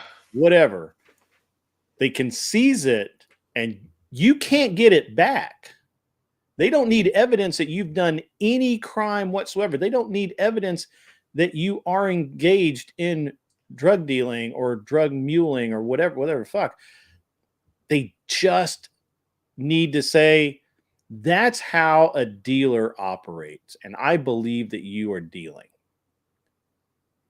And they can confiscate your possessions. No, that's pretty wild, man. And so I just don't like the way that money. I don't like picking up the tab for things that don't work. I don't think anybody does, right?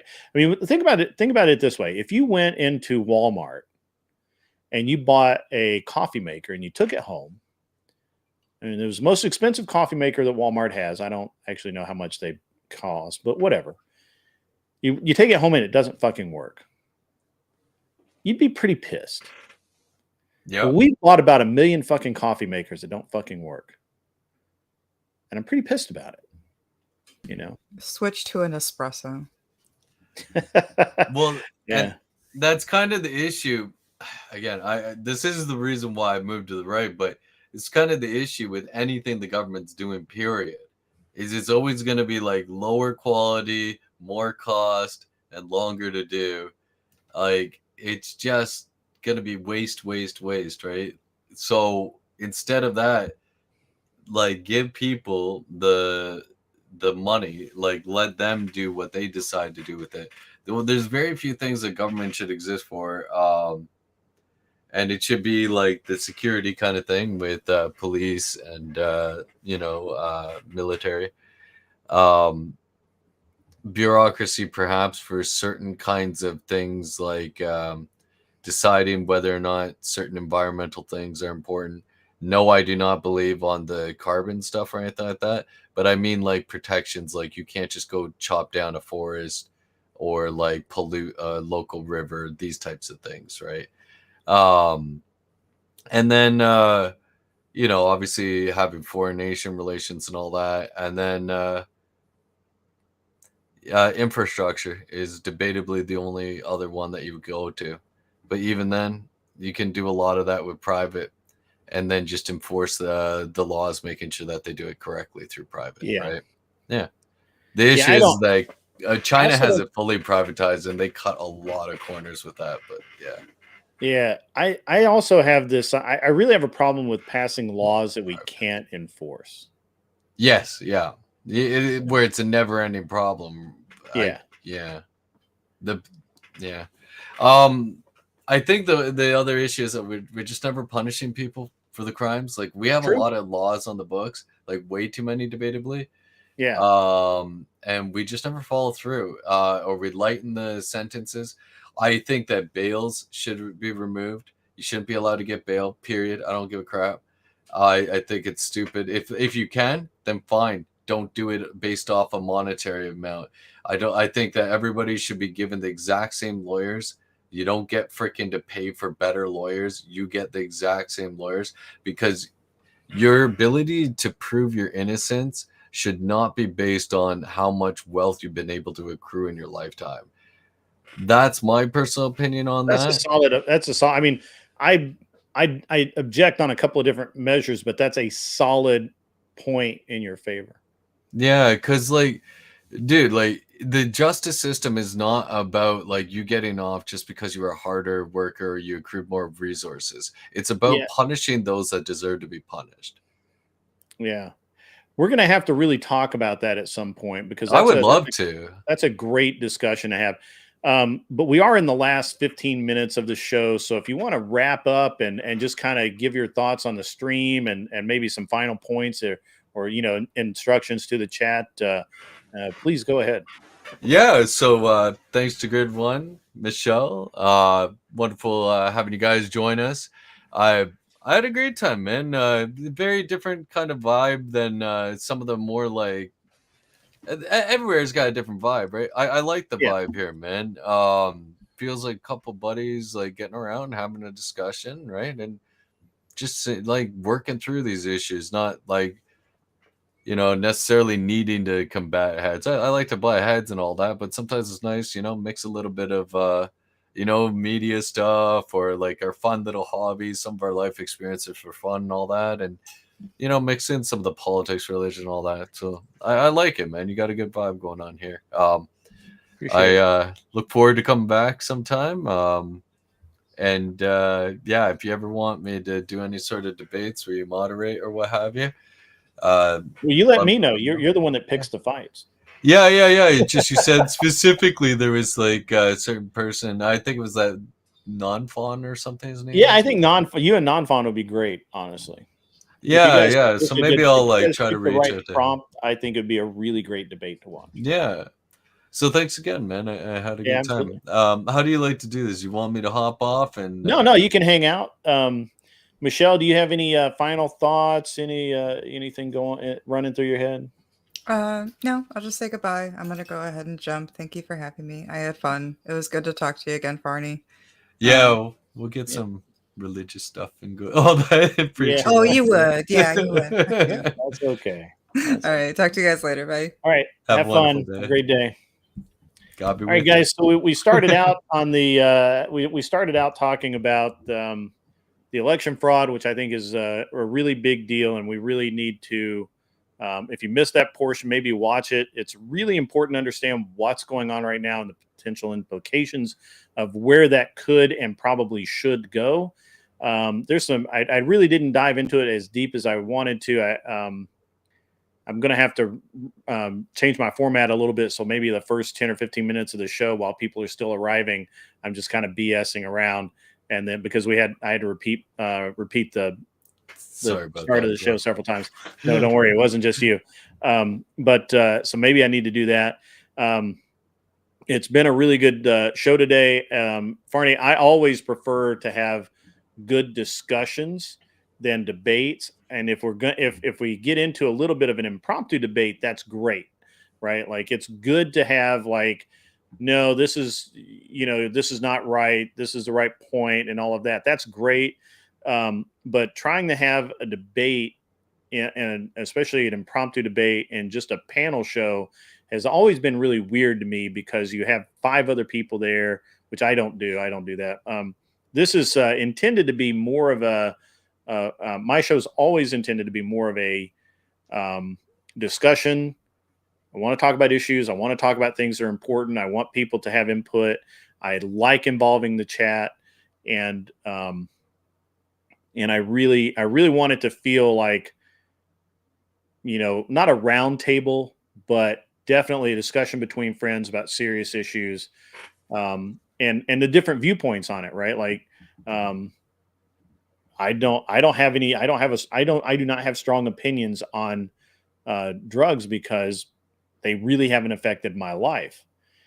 On the other side of that, there are people out there who've lost family members, who've lost everything they own, they've been stolen from, and all of that have exceedingly strong viewpoints on drugs and drug abuse and all of that. And it's better to just have a good discussion about these things than 2 people yelling at each other, or rage quitting or whatever. So it's a really good it was a really good show today. I still have some things that I had intended to talk about, but there's always Thursday afternoon. Tomorrow night, I'm not really sure, guys, what I'm going to do for Wednesday night. Pardon me, I won't be on tomorrow. I'm really not sure what I'm going to do for Wednesday yet. I'd like to have a guest on to talk about something a little different. We'll see. Guests are people flake, man. So this is I'd say I'm gonna be somewhere, man. That's good. I really like it when people say, yeah, I'm gonna do that. But yeah, it's very Always been important important to stay informed. It's very important to have good discussions. It's very good to challenge your own viewpoints from time to time. And it's more important to understand that a lot of the things that we push against are actually our principles that have been corrupted over time by leftists and communists to be used against us. If you don't believe me, just read Lenin, Karl Marx, all of the read all of the manifestos about how to destroy the West. It always it's always rooted in turning our own strengths and principles against us and making what is good seem evil. It is very good to care about your neighbor. It is not socialist to help the old lady down the street by buying her a couple of loaves of bread or whatever. Or, that's not socialist. That's not leftist. That is Christian. That is good. It's what you're supposed to do in life. It's who we are. And with that, guys, ZD10 came in right as we're about to close. ZD, I'm sorry. ZD's awesome. That's so awesome that you came in right at the end. I hope you have a great day, and you guys, everybody, have a great day today. I'm glad that you all made it. And I am quitting about 8 minutes early today. It's not a rage quit. It's just we're very efficient today. That's all. I am going to put in one last plug for. I think Andrew's going to be on Timcast tonight. You guys should watch that. Definitely continue watching the creators in our space. Support everybody that you can. I leave it up to you who you feel like that you should support. And I feel like that at the end of the day, we all need to support each other in our neighborhoods and online, and and obviously in government. Support the people that do the right things for you, and stop supporting idiots that vote according to party line or vote according to anything other than their principles and the wishes of their voters. And with that, I'm going to jump out of here. So everybody, be cool. Wear glasses if you need them, and get off my lawn while you listen to Andrew Wilson laugh his ass off. Yeah, now I just answered your question. Can you tell me what epistemology means? epistemology is the study of the epistles.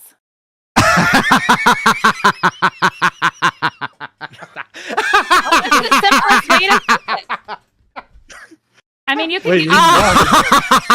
I told you that a husband and wife is supposed to be the representation of God and the church. He said he's a husband. I asked him if he sees himself as the embodiment of God, and he said no. That doesn't make any sense. Wait, what is the epistles? The epistles are the apostles.